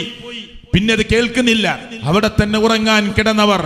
പ്രിയപ്പെട്ടവരെ, രണ്ടാമത്തെ മുടക്കം വരുമ്പോ എഴുന്നേൽക്കാൻ പോലും സമയം കിട്ടാതെ, ഒന്ന് പുറത്തിറങ്ങി ഓടാൻ പോലും സമയം കിട്ടാതെ മുലയൂട്ടുന്ന കുഞ്ഞുങ്ങളുമായി ഉമ്മമാർ ആ പാറകൾക്കിടയിലൂടെ, വെള്ളത്തിന് ഇടയിലൂടെ, ചെളികൾക്കിടയിലൂടെ ഒലിച്ചിറങ്ങുമ്പോ രക്ഷപ്പെട്ടു ഒഴുകിയതോ കൊമ്പുകളിലും മരങ്ങളിലും കരകളിലും ഒക്കെ പിടുത്തം കിട്ടിയ ചില ഉമ്മമാർ, എന്റെ മോളെ ഞാൻ ഏറെ പിടിച്ചു നോക്കി കിട്ടിയില്ല എന്ന് പറഞ്ഞ് വാവിട്ട് കരയുന്ന ഉമ്മമാര് പ്രവാസ ലോകത്ത് നിന്ന് മടങ്ങി വരുമ്പോ എവിടെയായിരുന്നു നിന്റെ വീട് എന്ന് ചോദിച്ചപ്പോ ഇതാ ഈ പ്രദേശത്തായിരുന്നു, എനിക്ക് ഉറപ്പിച്ച് പറയാൻ കഴിയുന്നില്ല. വീടിന്റെ ഒരു തറയുടെ അടയാളം പോലും ബാക്കി വെക്കാതെ ഒരു ചെറിയ ദുരന്തം കൊണ്ടുപോയത്. പ്രിയപ്പെട്ടവരെ, എത്ര മനുഷ്യരെയാണ്. ഇന്നും അതിന്റെ ചർച്ചകൾ അവസാനിച്ചിട്ടില്ല. അവരെ അധിവസിപ്പിക്കാൻ ഇനിയും സാധിക്കാതെ നിൽക്കുന്ന അവസ്ഥകൾ ഇനിയുമുണ്ട്. ഞാൻ അങ്ങോട്ട് കിടക്കാനല്ല ഇത് പറയുന്നത്, മറിച്ച് അന്ന് രാത്രി അവർ ഉറങ്ങുമ്പോ, ഇന്നത്തെ രാത്രിയിൽ പുലർച്ചയ്ക്ക് മുമ്പ് ഈ വീട് വിട്ടൊഴുകിപ്പോയി 85 കിലോമീറ്റർ ഇപ്പുറം കിടക്കുന്ന ചുങ്കത്രയുടെ പോത്തുകല്ലിന്റെ ചാലിയാറിന്റെ മണ്ണിൽ നിന്നായിരിക്കും എന്റെ ബോഡി എന്റെ നാട്ടുകാർ കൊണ്ടുവരിക എന്ന് സ്വപ്നത്തിൽ പോലും വിചാരിച്ചിട്ടുണ്ടാവില്ല. ഉണ്ടാകുമോ പ്രിയപ്പെട്ടവരെ? നിന്റെ മരണം എവിടെ വെച്ചാകുമെന്ന് നിനക്കറിയില്ല എന്ന് ഖുർആൻ പറഞ്ഞിട്ടില്ലേ? നാളെ എന്ത് സംഭവിക്കുമെന്ന് പറയാൻ നിനക്ക് കഴിയില്ല എന്ന് ഖുർആൻ പറഞ്ഞിട്ടില്ലേ? വമാ തദ്രീ നഫ്സും മാദാ തക്സിബു ഗദാ എന്ന പ്രയോഗം ഖുർആൻ നടത്തിയിട്ടില്ലേ? ഉണ്ട് പ്രിയപ്പെട്ടവരെ. അതുകൊണ്ട് കീഴ്പ്പറമ്പിൽ എന്നെ കേൾക്കുന്നവരോട് എനിക്ക് പറയാനുള്ളത്, തൗഹീദിന്റെ മർമ്മമാണ് ഞാൻ ഒരു അരമണിക്കൂർ സമയം പറയാൻ ആഗ്രഹിക്കുന്നത്. ഇത് നിങ്ങൾക്ക് നഷ്ടമാവില്ല. ഏതെങ്കിലും പ്രസ്ഥാനങ്ങളെയോ സംഘങ്ങളെയോ സംഘടനകളെയോ ഗ്രൂപ്പുകളെയോ അധിക്ഷേപിക്കാനല്ല. നാളെ കിടുകിടാവറക്കുന്ന പടച്ചവന്റെ നീതിപൂർവമായ കോടതി, കാരക്കുരുവിന്റെ മുകളിൽ കാണുന്ന പാടയുടെ അളവ് പോലും അനീതി കാണിക്കുകയില്ല എന്ന് റബ്ബ് ഉറപ്പിച്ചു പറഞ്ഞ നീതിയുടെ കോടതി, ആ കോടതിയിൽ ചെന്ന് നിൽക്കുമ്പോ പ്രിയപ്പെട്ടവരെ, കൃത്യമായ മറുപടി പറയേണ്ടി വരും. ഒരു കാലും പടച്ചവന്റെ ചോദ്യത്തിന് ഉത്തരം കൊടുക്കാതെ മുന്നോട്ട് നീങ്ങുകയില്ല. എല്ലാ രംഗത്തും നിനക്ക് റബ്ബ് 60 കൊല്ലം തന്ന് 50 കൊല്ലം തന്നിട്ട് എന്തിനു വേണ്ടി ചെലവഴിച്ചു നിന്റെ ആരോഗ്യവും ആയുസ്സുമൊക്കെ എന്ന ചോദ്യത്തിന് മറുപടി പറയാതെ കാലുകൾ മുന്നോട്ട് വെക്കാൻ കഴിയില്ല. നീ വലിയ സമ്പാദ്യം ഉണ്ടാക്കിയവനായിരുന്നു. നാട്ടിൽ ഒരുപാട് മനുഷ്യർ പട്ടിണി കിടക്കുമ്പോ ദിവസ വരുമാനം 1000-ങ്ങൾ 10,000-ങ്ങൾ ലക്ഷങ്ങൾ കോടികളൊക്കെ ഉള്ളവർ ലോകത്തുണ്ടല്ലോ. അള്ളാന്റെ ചോദ്യമുണ്ടാകും, എവിടെ നിന്ന് കിട്ടി നിനക്ക് ഈ പണം? എന്തിനു വേണ്ടി കൊടുത്തു നീ? അല്ലേ, എവിടെ നിന്ന് കിട്ടി നിനക്ക് ഈ പണം? എന്തിനു വേണ്ടി ചെലവഴിച്ചു നീ പണം? എവിടുന്ന് സമ്പാദിച്ചു? എങ്ങനെ സമ്പാദിച്ചു? അറബിയെ ചതിച്ചുണ്ടാക്കിയതാണോ? നിന്റെ ബോസിനെ ചതിച്ചുണ്ടാക്കിയതാണോ? ഷോപ്പിന്റെ ഉടമയെ ചതിച്ചുണ്ടാക്കിയവനാണോ? ബിസിനസിന് തുടക്കം കുറിച്ച് ത്യാഗം സഹിച്ച മനുഷ്യനെ അനാഥനാക്കിയിട്ട് നീ ഉണ്ടാക്കിയതാണോ? എവിടെ നിന്ന് കിട്ടി നിനക്ക് ഈ പണം? എവിടെ കൊണ്ടുപോയി ചെലവഴിച്ചു ഈ പണം? കൃത്യമായ മറുപടി പറയാതെ കാലുകൾ മുന്നോട്ട് നീങ്ങാത്ത കോടതി, ആ കോടതിയിൽ വിശ്വസിക്കുന്നവരാണ് നമ്മൾ. ഒരു ചാൺമീതെ കത്തിജ്വലിച്ച് നിൽക്കുന്ന സൂര്യൻ. ഇന്ന് സൂര്യനെ കുറിച്ച് ഭൂമി എത്ര വലിപ്പമുണ്ട് പ്രിയപ്പെട്ടവരെ. ഈ കീഴ്പറമ്പ് എന്ന് പറയുന്ന സ്ഥലം നിൽക്കുന്ന ജില്ല, ഈ ജില്ല നിൽക്കുന്ന കേരളം, ഈ കേരളം നിൽക്കുന്ന ഇന്ത്യ, ഇന്ത്യ ഉൾക്കൊള്ളുന്ന ഏഷ്യൻ രാജ്യങ്ങൾ, ഇതാ അരപ്പുറമുള്ള ആഫ്രിക്കൻ രാജ്യങ്ങൾ, യൂറോപ്യൻ രാജ്യങ്ങൾ, ഭൂമിയുടെ 3/4 ഭാഗം സമുദ്രമാണ്, കടലാണ്. ഇതെല്ലാം ചേരുന്ന ഭൂമി. ഇതുപോലെയുള്ള 13.5 ലക്ഷം ഭൂമിയെ കൊണ്ടുപോയി വെക്കാൻ സ്ഥലമുണ്ട് സൂര്യനിൽ മാത്രം. അതാണ് സൂര്യൻ. എങ്ങനെ? കീഴ്പറമ്പല്ല, ലോകത്തിൽ എവിടെയൊക്കെ ഭൂമിയുണ്ടോ, ഭൂമി എന്ന് പറയുന്ന ഈ ലോകമായി നാം പരിചയപ്പെടുത്തുന്ന എന്തൊക്കെയുണ്ടോ, സമുദ്രമായി, കരയായി, അങ്ങനെയുള്ള 13.5 ലക്ഷം ഭൂമി കൊണ്ടുപോയി വെക്കാൻ പടച്ചവനുണ്ടാക്കിയ സൂര്യൻ എന്ന് പറയുന്ന ഒരു നക്ഷത്രത്തിൽ മാത്രം സ്ഥലമുണ്ട് എന്ന് പറയുമ്പോ അതിനേക്കാൾ ചെറുതും വലുതുമായ നക്ഷത്രഗോളമണ്ഡലങ്ങൾ ഉണ്ട് എന്ന് പറയുമ്പോൾ അള്ളാഹുവിന്റെ ഈ പ്രപഞ്ചം എത്ര വിശാലമാണ് പ്രിയപ്പെട്ടവരെ. നമുക്ക് ഉൾക്കൊള്ളാൻ പറ്റുന്നതാണോ? ഇതെല്ലാം ഒരുക്കിയ റബ്ബ് തിരിച്ച് നമ്മളോട് ചോദിച്ച മർമ്മമാണ് ഞാൻ പറയുന്നത്. എന്താ റബ്ബ് തിരിച്ചു ചോദിച്ചത്? നിങ്ങൾ എന്റെ പേരിൽ അവിടെ പണമെറിയണമെന്ന് പറഞ്ഞോ? ഇല്ല. നിങ്ങൾ എന്നെ ഓർത്തുകൊണ്ട് ഇന്ന സ്ഥലത്ത് കാണിക്ക സമർപ്പിക്കണമെന്ന് പറഞ്ഞോ? പറഞ്ഞിട്ടില്ല. നിങ്ങൾ എന്നെ ഓർത്തുകൊണ്ട് ഇന്ന സ്ഥലത്ത് കൂടി പോകുമ്പോ പണം എറിയണമെന്ന് പറഞ്ഞോ? ഇല്ല. ഞാൻ വരുന്നത് കാസർഗോഡ് നിന്നാണ്. കണ്ണൂർ വിട്ട് തലശ്ശേരി കഴിഞ്ഞ് മാഹി കഴിഞ്ഞ് കുഞ്ഞിപ്പള്ളി എത്തുമ്പോ യൂണിഫോം ഇട്ട ആളുകൾ ഇങ്ങനെ റോഡിൽ നിൽക്കുകയാണ്. എന്താ അവരുടെ പണി? ഈ ബസ്സിലൂടെ, ലോറിയിൽ, ബസ്സിൽ, റിക്ഷയിൽ, കാറിൽ പോകുന്ന ആളുകൾ ഇങ്ങനെ എറിഞ്ഞു കൊടുക്കുന്ന നാണയത്തുട്ടുകൾ പൊറുക്കിയെടുക്കുക. എന്താ അവിടെ മാത്രം പണമെറിയാൻ? അവിടെ ഒരു കബറിൽ ഒരു ഷെയ്ഖ് കിടക്കുന്നുണ്ട്, അല്ലേ? നിങ്ങൾ ചിന്തിക്കുന്നുണ്ടോ? കീഴ്പറമ്പിലെ മുസ്ലിങ്ങളെ ബുദ്ധി കൊടുത്താലോചിക്ക്. ആ കബറിൽ കിടക്കുന്ന ആൾക്ക് ഈ എറിയുന്ന പണം കൊണ്ട് എന്തുപകാരമാണുള്ളത്? കമ്മിറ്റിക്ക് ഉപകാരമുണ്ടാവാം, നാട്ടുകാർക്ക് ചിലപ്പോൾ ഉപകാരമുണ്ടാവാം. പക്ഷേ ഈ കബറിൽ കിടക്കുന്ന എന്തുപകാരമാണ്? ഈ എറിയുന്ന പണത്തുട്ടിന്, ഈ നാണയത്തുട്ടുകളിൽ നിന്ന് അല്ലെങ്കിൽ നോട്ടുകളിൽ നിന്ന് ഈ കബറിൽ കിടക്കുന്ന എന്ത് ഗുണം കിട്ടാനാണ്? അത് പൊറുക്കിയെടുക്കാൻ യൂണിഫോം ഇട്ട ആളുകളെ നിർത്തിയിരിക്കുകയാണ്. ഒരു വടിയുടെ അഗ്രഭാഗത്ത് കാന്തം പിടിപ്പിച്ച് ഒരു വടിയുമായി നിൽക്കുകയാണ്. എറിയുന്ന നാണയത്തുട്ടുകൾ ഇങ്ങനെ കുനിഞ്ഞെടുക്കാതിരിക്കാൻ, കാന്തം കൊണ്ട് ആ നാണയത്തുട്ടുകൾ പൊറുക്കിയെടുക്കാൻ വളണ്ടിയർമാരെ യൂണിഫോം ഇട്ട് നിർത്തിയിരിക്കുന്നു, അല്ലേ? കഴിഞ്ഞ ആഴ്ച ഞാൻ കൊല്ലത്തിന്റെയും തിരുവനന്തപുരത്തിന്റെയും ബോർഡറിൽ പ്രസംഗിക്കുമ്പോ അവിടുത്തെ സംഘാടകർ എന്നെ കൊണ്ടുപോയി ഒരു പള്ളിയുടെ മുന്നിൽ നിർത്തിയിട്ട് പറഞ്ഞു, ഈ പള്ളി, ഇവിടുത്തെ ജാറകൾ നിങ്ങളൊന്ന് ശ്രദ്ധിച്ചോ? ഞാൻ പറഞ്ഞു, ശരി, കണ്ടുപോവാൻ നമുക്ക്. പരിപാടി സ്ഥലം അതിന്റെ വെളിപ്പാടകലയാണ്. എന്താ ഈ ജാറത്തിന്റെ പ്രത്യേകത എന്നറിയുമോ? ഓരോ വർഷവും നമ്മളെ റോഡുകൾ, പാലങ്ങൾ, ഇപ്പൊ 6 ലൈനിൽ ഒരുപാട് സ്ഥലത്ത് ടോൾ ബൂത്ത് തുടങ്ങിയിട്ടില്ലേ? അത് ഓരോ വർഷത്തിന് ഓരോ മുതലാളിമാർ വിളിച്ചെടുക്കുകയാണ്. അത് ഇന്ന സ്ഥലം മുതൽ മംഗലാപുരത്തിന്റെ തലപ്പാടിയിൽ അതിന്റെ ബോർഡറിൽ നിന്ന് ടോൾ ബൂത്ത് കഴിഞ്ഞാൽ അടുത്തൊരു 60 കിലോമീറ്ററോ 50 കിലോമീറ്ററോ കഴിഞ്ഞാൽ അടുത്തൊരു ടോൾ ബൂത്ത് വരുമ്പോ, പിന്നീട് വന്ന് കോഴിക്കോട് കഴിഞ്ഞൊരു ടോൾ ബൂത്ത് വരുമ്പോ, അത് ഓരോ വർഷത്തിന് നമ്മുടെ നാട്ടിലെ മുതലാളിമാർ 10 കോടിയും 20 കോടിയും ഒക്കെ കൊടുത്ത് വിളിച്ചെടുക്കുകയാണ്. എന്താ അതിന്റെ ലക്ഷ്യം? ഗവൺമെന്റിനെ നന്നാക്കുക എന്നതാണോ? നാട്ടുകാരെ നന്നാക്കുക എന്നതാണോ? അല്ല. അങ്ങനെ വിളിക്കാനും കൊടുക്കാനും ആളുള്ളത് കൊണ്ട് റോഡുകൾ നന്നാവും, ശരി, ആവട്ടെ. എന്നിട്ട് 20 കോടിയും 10 കോടിയും കൊടുത്ത് അവരെടുക്കുന്നത് എന്തിനാ? ഒരു വർഷം കൊണ്ട് അവർക്ക് അതിന്റെ മുകളിൽ പിരിച്ചെടുക്കാൻ പറ്റുമെന്ന വിശ്വാസമുള്ളത് കൊണ്ടാണ്. അതൊരു ബിസിനസ്സാണ്, ഒരു കച്ചവടമാണ്.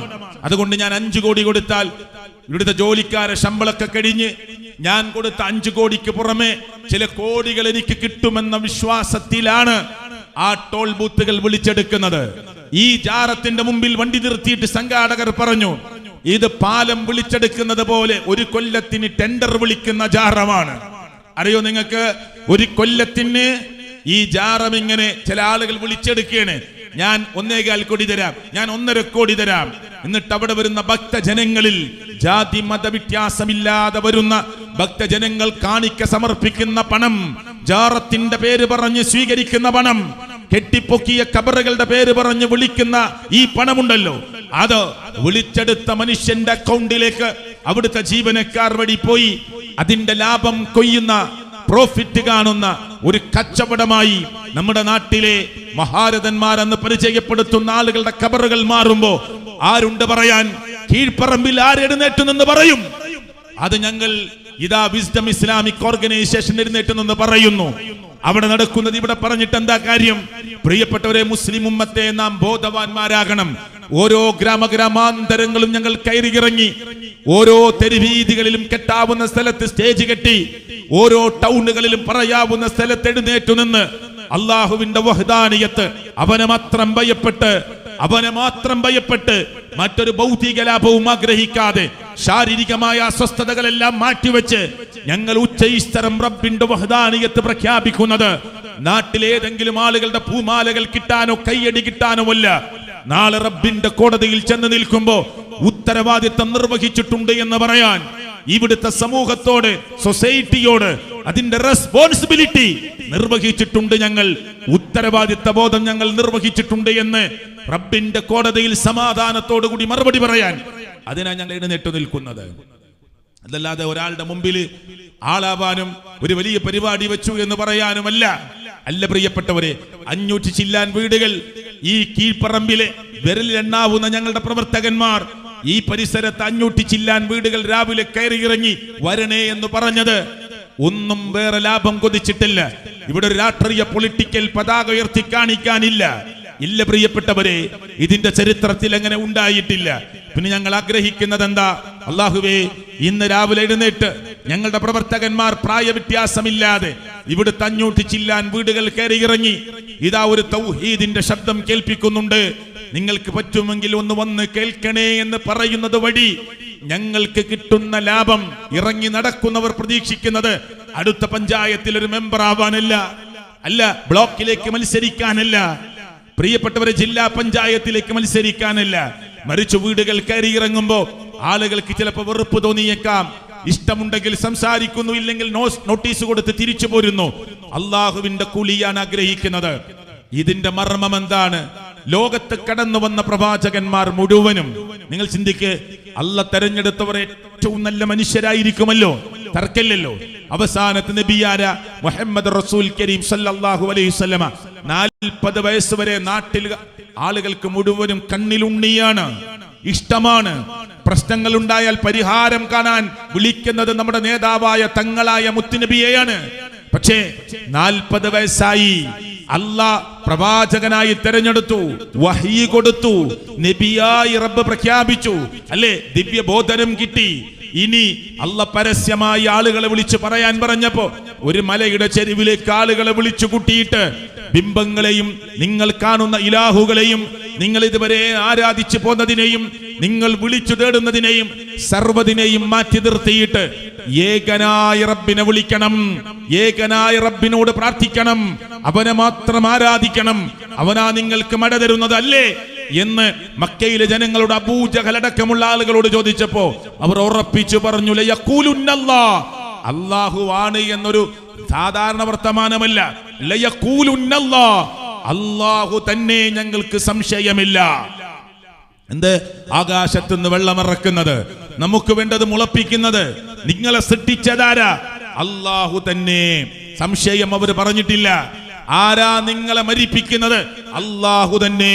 അവർ സംശയം പറഞ്ഞിട്ടില്ല. ആ മനുഷ്യരുടെ മുമ്പിലാണ് ലോകത്തിന്റെ രക്ഷിതാവായ അല്ലാഹു നിശ്ചയിച്ച പ്രവാചകൻ മുഹമ്മദ് റസൂൽ സല്ലല്ലാഹു അലൈഹി വസല്ലം എഴുന്നേറ്റ് നിന്ന് ലോകത്തിന്റെ രക്ഷിതാവായ അല്ലാഹനെ മാത്രം ആരാധിക്കണമെന്ന് പറയുമ്പോ കുടുംബത്തിലെ ഒരാൾ എഴുന്നേറ്റ് നിന്നിട്ട് പറഞ്ഞു, സുഖകരമായ മറുപടിയല്ല, കൈയടിച്ച് സ്വീകരിക്കുകയല്ല, എല്ലാവരും സ്വീകരിക്കണേ എന്ന് ഏറ്റുപറഞ്ഞ് സന്തോഷത്തിന്റെ മുദ്രാവാക്യം വിളിക്കുകയല്ല. തബ്ബല്ലക് യാ മുഹമ്മദ്, ഓ മുഹമ്മദേ, താങ്കൾക്ക് നാശം. അലിഹദ ജമഅതന, ഇതിനു വേണ്ടിയാണോ ഞങ്ങളെ ഇങ്ങോട്ട് വിളിച്ചു കൂട്ടിയത് എന്ന് ചോദിച്ച് അബൂലഹബദ എഴുന്നേറ്റ് നിന്ന് മുത്തുനബിയെ ശാസിക്കുകയാണ്. അല്ലാഹ് തിരിച്ചടി കൊടുത്ത ഒരു സൂറത്ത് തന്നെ ഇറക്കി. ഞാൻ അങ്ങോട്ട് പോകുന്നില്ല. ആ പരിശുദ്ധ ഖുർആൻ 23 വർഷക്കാലം കൊണ്ട് അല്ലാഹു തആല നിശ്ചയിച്ച ജിബ്രീൽ എന്ന മലക്ക് മുഖേന മുത്തുനബിയിലേക്ക് ഘട്ടം ഘട്ടമായി അതിന്റെ സാന്ദർഭികമായി സന്ദർഭോചിതമായി ഇറങ്ങുമ്പോ ഏതെങ്കിലും ഒരു സമയത്ത് അബൂലഹബിനെ ശപിച്ചുകൊണ്ടിറങ്ങിയ അധ്യായത്തിന് ശേഷം പ്രിയപ്പെട്ടവരെ ഏതെങ്കിലും ഒരു ഘട്ടത്തിൽ അബൂലഹബ് ആൾക്കൂട്ടത്തിന്റെ മുന്നിലേക്ക് വന്നിട്ട് ഞാനിതാ മുസ്ലിമായിരിക്കുന്നു എന്ന് പറഞ്ഞാൽ ഈ ഖുർആനിന് പിന്നെ വിലയുണ്ടാകുമായിരുന്നില്ല. അബൂലഹബ് ഭാര്യയിൽ നിന്നും അകന്നുപോയി. നാട്ടുകാരിൽ നിന്ന് അകന്നുപോയി, ആർക്കും വേണ്ടാത്തവനായി, ഒറ്റപ്പെട്ടവനായി, ചീഞ്ഞു നാറുന്ന അവസ്ഥയിലേക്ക് അബൂലഹബ് മാറിപ്പോയ ചരിത്രമാണ് പിന്നീട് കണ്ടത്. ഒരൊറ്റ തവണ വെറുതെ മനസ്സുകൊണ്ട് വിശ്വസിക്കാതെ ഞാനിതാ മുസ്ലിമായിരിക്കുന്നു എന്ന് പറഞ്ഞാൽ തന്നെ പിന്നെ ഈ ഖുർആനിന് വിലയില്ല, ഉണ്ടായിട്ടില്ല. ഞാൻ ഖുർആനിന്റെ ആ അർത്ഥത്തിലുള്ള ഖുർആനിന്റെ അമാനുഷികതകളിലേക്ക്, ഖുർആനിന്റെ അത്ഭുതങ്ങളിലേക്ക് കിടക്കാൻ ഈ സമയത്ത് ഉപയോഗപ്പെടുത്തുന്നില്ല. ഞാൻ പറയുന്നത് തുടക്കത്തിൽ തന്നെ എതിർപ്പാണ്. അതുവരെ എല്ലാവർക്കും ഇഷ്ടപ്പെട്ട നബിയായിട്ടില്ല അന്ന് വരെ. പക്ഷേ വഹീ കിട്ടി നബിയായപ്പോ അന്ന് വിളിച്ച അല്ലമീൻ എന്ന് വിളിച്ച അതേ നാവ്, ഞങ്ങൾക്ക് വേണ്ടപ്പെട്ടവനാണ് എന്ന് പറഞ്ഞ അതേ നാവ് പിന്നെ വിളിക്കുന്നത് 3 or 4 പേരാണ്. മുത്തുനബി എങ്ങനെ ദൂരെന്ന് കാണുമ്പോ തന്നെ പറയും, വരുന്നുണ്ട് സാഹിർ, മാരണക്കാരൻ വരുന്നുണ്ട്. ചില ആളുകൾ വരും, ചില ആളുകൾ പറയും വരുന്നുണ്ട് കദ്ദാബ്, പച്ചക്കള്ളം പറയുന്ന ആള് വരുന്നുണ്ട്. ചില ആളുകൾ പിന്നെ പറഞ്ഞത് മജ്നൂൻ വരുന്നുണ്ട്, ഭ്രാന്തൻ. ഇങ്ങനെയാണ് പരിചയപ്പെടുത്തിയത്. ആരെ? തങ്ങളായ റസൂൽ കരീം സല്ലല്ലാഹു അലൈഹി വസല്ലമയെ കാണുമ്പോൾ ആളുകൾ വിളിച്ചത് കള്ളൻ വരുന്നുണ്ട്, കള്ളവാദി വരുന്നുണ്ട്, ഭ്രാന്തൻ വരുന്നുണ്ട്. നമ്മുടെ നേതാവായ തങ്ങളായ, നമ്മുടെ വാപ്പയേക്കാൾ, ഉമ്മയേക്കാൾ, ജേട്ടനേക്കാൾ, അനുജനേക്കാൾ, മക്കളേക്കാൾ, സ്വത്തിനേക്കാൾ, ആസ്തിയേക്കാൾ, സർവ്വതിനേക്കാൾ നാം നെഞ്ചിലേറ്റുന്ന നമ്മുടെ നേതാവായ റസൂൽ കരീം സല്ലല്ലാഹു അലൈഹി വസല്ലമ, ആ മുത്തുനബിയെയാണ് അവർ വിളിച്ചത് ഭ്രാന്തനെന്ന്, വിളിച്ചത് കള്ളനെന്ന്, കള്ളവാദിയെന്ന്, മാരണക്കാരനെന്ന്. അല്ലേ? എപ്പോഴാ വിളിച്ചത്? തൗഹീദ് പറഞ്ഞപ്പോ. കീഴ്പറമ്പിൽ ലഹരിക്കെതിരെ ഞാൻ 2 മണിക്കൂർ സംസാരിച്ചാൽ ആളുകൾ പറയും നല്ല സംസാരായിരുന്നു. വ്യഭിചാരത്തിനെതിരെ, തോന്നിവാസങ്ങൾക്കെതിരെ, ഈ നാട്ടിലോ പരിസരങ്ങളിലോ നടക്കുന്ന വൃത്തികേടുകൾക്കെതിരെ, പുതിയ തലമുറയുടെ വൃത്തികേടുകളിൽ നിന്ന് മാറി നന്മയിലേക്ക് വരണമെന്ന് പറയുമ്പോൾ നമ്മളത് പറയാറുണ്ട്. അങ്ങനെ പറഞ്ഞാൽ ആളുകൾ പറയും നല്ല പ്രസംഗാണ്, നല്ല സംസാരായിരുന്നു എന്ന്. പക്ഷേ നാം വിശ്വാസരംഗത്ത് തെറ്റി അബദ്ധ സഞ്ചാരം നടത്തുന്നുണ്ട്. ഏകനായ റബ്ബിനെ അല്ലാതെ മറ്റു പലരെയും നമ്മൾ വിളിച്ചു പ്രാർത്ഥിക്കുന്നുണ്ട് എന്ന് പറഞ്ഞാൽ സാധാരണക്കാർ ചിലപ്പോൾ മനസ്സിലാക്കും. പക്ഷെ പണ്ഡിതന്മാരെന്ന് അവകാശപ്പെടുന്നവർ പറയും നമ്മളാരും അല്ലാഹുവിനോടല്ലാതെ പ്രാർത്ഥിക്കുന്നില്ല, നമ്മൾ സഹായതേട്ടമാണ് നടത്തുന്നത്, തർക്കത്തിലിരിക്കുന്ന ഇസ്തിഗാസയാണ് നടത്തുന്നത്. ഏതാ? ഞാനിവിടെ ക്ലിപ്പിട്ട സംവിധാനമൊന്നുമില്ല. ഞാൻ ഒരു സ്ഥലത്തിട്ട ക്ലിപ്പ് എന്താണെന്നറിയോ? ഒരു പണ്ഡിതനായ മനുഷ്യൻ കുറെ ആളുകളെയും കൂട്ടി ഒരു ഖബറിന്റെ അടുക്കലേക്ക് സിയാറത്തിന് പോവുക. ഒരു നീണ്ട ഖബർ ഏതാവട്ടെ, ഏത് സ്ഥലമാകട്ടെ, അതൊക്കെ യൂട്യൂബിൽ കിടക്കുന്ന അദ്ദേഹത്തിന്റെ പ്രസംഗവും പ്രാർത്ഥനയൊക്കെ യൂട്യൂബിൽ കിടക്കുന്നുണ്ട്. ആ പണ്ഡിതൻ ആ ഖബറിന്റെ മുന്നിൽ ചെന്ന് നിന്നിട്ട് പറയുന്ന എന്താ അറിയോ? ഉപ്പാപ്പ, ഞങ്ങൾ ജീവിച്ചിരിക്കുന്ന സമയത്തും ഇവിടെയൊക്കെ വന്നവരാണ്. നിങ്ങൾ ഖബർ കിടക്കുന്ന ആളോട് പറയാ. കുറെ ആളുകൾ ബേക്കിൽ നിന്ന് ആമീൻ പറയുന്നുണ്ട്. നല്ലൊരു ഉസ്താദിന്റെ വേഷം കെട്ടിയ ഒരാള്, അള്ളാഹു അദ്ദേഹത്തിനും പുറത്തു കൊടുക്കുമാറാകട്ടെ. സത്യത്തിലേക്ക് വരാനുള്ള കഴിവ്, സന്ദർഭം അള്ളാഹു നൽകുമാറാകട്ടെ. എന്താ പറയുന്നത്? ഉപ്പാപ്പ, നിങ്ങൾ ജീവിച്ചിരിക്കുന്ന സമയത്ത് ഞങ്ങളൊക്കെ ഇവിടെ വന്നിട്ടുണ്ട്, ഇവിടെ ഇരുന്നിട്ടുണ്ട് ഉപ്പാപ്പ, ഇവിടെ വന്നിട്ടുണ്ട് ഉപ്പാപ്പ. ഉപ്പാപ്പാനോട് ഇങ്ങനെ പറയാ. അതുകൊണ്ട് ഇപ്പൊ ഞങ്ങൾ കുറച്ചു പേര് വന്നിട്ടുണ്ട്, ഇനിയും കുറെ പേര് വരാനുണ്ട്. ഉപ്പാപ്പ, നിങ്ങളുടെ മഹത്വം ഞങ്ങൾക്കറിയുമല്ലോ ഉപ്പാപ്പ. ഉപ്പാപ്പ, കീറി മുറിക്കുന്ന രോഗം എന്തെന്ന് ഞങ്ങളെ പരീക്ഷിക്കല്ലേ ഉപ്പാപ്പ. എന്ത് കീറി മുറിക്കുന്ന സർജറി ഒക്കെ വേണ്ടി വരുന്ന, ഓപ്പറേഷൻ വേണ്ടി വരുന്ന രോഗമൊന്നും ഞങ്ങൾക്ക് തരല്ല ഉപ്പാപ്പ. ആരാ ഈ ഖബർ കിടക്കുന്ന ഉപ്പാപ്പയാണോ രോഗം കൊടുക്കുന്നത്? ആണോ? നാളെ സ്വർഗവും നരകവും മനുഷ്യന് നിശ്ചയിക്കുമ്പോ സ്വർഗത്തിലാക്കണേ ഉപ്പാപ്പ. സ്വർഗം തരുന്നത് ഈ ഖബറിൽ കിടക്കുന്ന ഉപ്പാപ്പയാണോ? നരകം തരുന്നത് ഈ ഖബറിൽ കിടക്കുന്ന ഉപ്പാപ്പയാണോ? എന്നിട്ടും സാധാരണക്കാരോട് പറയുന്നു, പണ്ഡിതന്മാരെന്ന് അവകാശപ്പെടുന്നവർ, ഞങ്ങളാരും അല്ലാഹുവല്ലാത്തവരോട് പ്രാർത്ഥിക്കുന്നില്ല എന്ന്. ഇത് പ്രാർത്ഥനയല്ലെങ്കിൽ പിന്നെ ഏതാണ് പ്രാർത്ഥന? കീറി മുറിക്കുന്ന രോഗം തന്ന് പരീക്ഷിക്കല്ലേ ഉപ്പാപ്പാ എന്ന് പറഞ്ഞ് ഈ ഖബറാളിയോട് പറയുന്നത് അള്ളാഹുവിനോട് മാത്രം നടത്തേണ്ട പ്രാർത്ഥനയല്ലെങ്കിൽ കീഴ്പറമ്പിലെ ബുദ്ധിയുള്ള ചെറുപ്പക്കാരോട്, ഇവിടുത്തെ മനുഷ്യരോട് ഞാൻ ചോദിക്കുകയാണ്, പിന്നെ ഏതാണ് റബ്ബിനോട് മാത്രം നടത്തുന്ന പ്രാർത്ഥന? അല്ലേ? മക്കളില്ലാത്തവർ മണ്ണാർക്കാടിന്റെ പരിസരത്ത് പാലക്കാട്ടിലേക്ക് യാത്ര പോകുമ്പോ നിങ്ങൾക്ക് പോയി കാണാം, ഒരു വലിയ മരത്തിൽ ചുറ്റിപ്പിടിച്ചിരിക്കുന്ന വള്ളിയുടെ പരിസരത്ത് മഫ്തയിട്ട പർദ്ദയിട്ട സ്ത്രീകൾ, അതിലെ മുസ്ലിങ്ങളല്ലാത്ത സഹോദരിമാർ വന്നിങ്ങനെ ലൈന് നിൽക്കുകയാണ്. നമ്മളിത് പല സ്ഥലത്തും പറയാൻ വേണ്ടി ആ പരിസരത്ത് ഒന്ന് പോയി നോക്കി, അവിടുത്തെ ആളുകളോട് സംസാരിച്ചു. അപ്പൊ എന്താ പറഞ്ഞെന്നറിയോ? കുട്ടി കുട്ടികളില്ലാത്ത ആളുകളാണ് ഇവിടെ കുറേ വരുന്നത്. ഈത്തപ്പഴം കൊണ്ടുവരും അവർ, അതവിടെ കാണിക്കയായി സമർപ്പിക്കും. പിന്നെ എല്ലാ സ്ത്രീകളുടെ കയ്യിലും ഒരു തുണി, ഒരു തൊട്ടി തുണി, ഒരു കയറ്. എന്നിട്ട് അവിടെ കാർമ്മികത്വം വഹിക്കുന്ന പണ്ഡിതൻ പറയുന്ന എന്താ അറിയോ? കുട്ടികളില്ലാത്തവർ തൊട്ടിയുമായി വന്ന് വള്ളിയിൽ കിട്ടിയാൽ കുട്ടിയെ കിട്ടും. അങ്ങനെ കുട്ടികളില്ലാത്തവർ തൊട്ടിയുമായി വന്ന് വള്ളിയിൽ കെട്ടിയാൽ കുട്ടിയെ കിട്ടും, അറിയോ? എന്നിട്ട് പാവപ്പെട്ട ഉമ്മമാർ തൊട്ടിത്തുണി കയറുമായി പാലക്കാട് ജില്ലയിൽ മണ്ണാർക്കാട് കഴിഞ്ഞ്, നിങ്ങൾ അധികം ദൂരമൊന്നുമില്ല, ഒന്ന് പോയി നോക്കൂ. ഇത് ഇസ്ലാം പഠിപ്പിച്ചതാണോ? ആണോ? സക്കരിയ നബി അലൈഹിസ്സലാത്തു വസ്സലാമിന് മക്കളില്ല കുറെ കാലം. ഇബ്രാഹിം നബി അലൈഹിസ്സലാത്തു വസ്സലാമിന് മക്കളില്ല കുറെ കാലം. റബ്ബി ഹബിലി മിനസ് സ്വാലിഹീൻ, അല്ലാഹുവേ നല്ല സന്താനത്തെ പ്രദാനം ചെയ്യണേ റബ്ബേ. പ്രാർത്ഥിച്ചില്ലേ അവർ? തേടിപ്പോയോ?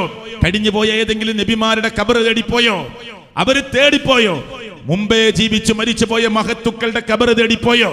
ഏതെങ്കിലും മരത്തെ തേടിപ്പോയോ? ഏതെങ്കിലും വള്ളി തേടിപ്പോയോ? പോയോ പ്രിയപ്പെട്ടവരെ? ഇല്ലല്ലോ. ഞാൻ ഏതാനും ദിവസങ്ങൾക്ക് മുമ്പ് ഇതേ ക്യാമ്പയിനിന്റെ ഭാഗമായി അപ്പവാനിബ നേർച്ചപ്പള്ളിയുടെ ഒരു 100 മീറ്റർ ഇപ്പുറത്താണ് സംസാരിച്ചത്. എന്താ പ്രിയപ്പെട്ടവരെ അവിടെ നടക്കുന്നത്? ഇത് കീഴ്പറമ്പിൽ പറയുന്നത് എന്തിനാണ്? മുസ്ലിം ഉമ്മത്തിന്റെ അവസ്ഥ വേദനാജനകമാണ് എന്ന് പറയാനാണ്. ഇത് തുറന്നു പറയുന്നത് വഴി ഏതെങ്കിലും പണ്ഡിതന്മാരുടെ പേര് പറയുന്നില്ല, ആരെയും അധിക്ഷേപിക്കാൻ ആഗ്രഹിക്കുന്നില്ല. എന്റെ വാക്കിൽ എവിടെയെങ്കിലും നിങ്ങളുടെ മനസ്സിന് മുറിവേൽപ്പിക്കുന്നത് വന്നിട്ടുണ്ടെങ്കിൽ ഞാൻ ആദ്യഘട്ടത്തിൽ തന്നെ ക്ഷമ ചോദിക്കുകയാണ്. ഇല്ല, നമ്മുടെ ഉദ്ദേശമേ അല്ല. പക്ഷെ ഹക്ക് ഹക്കായി പറയണം.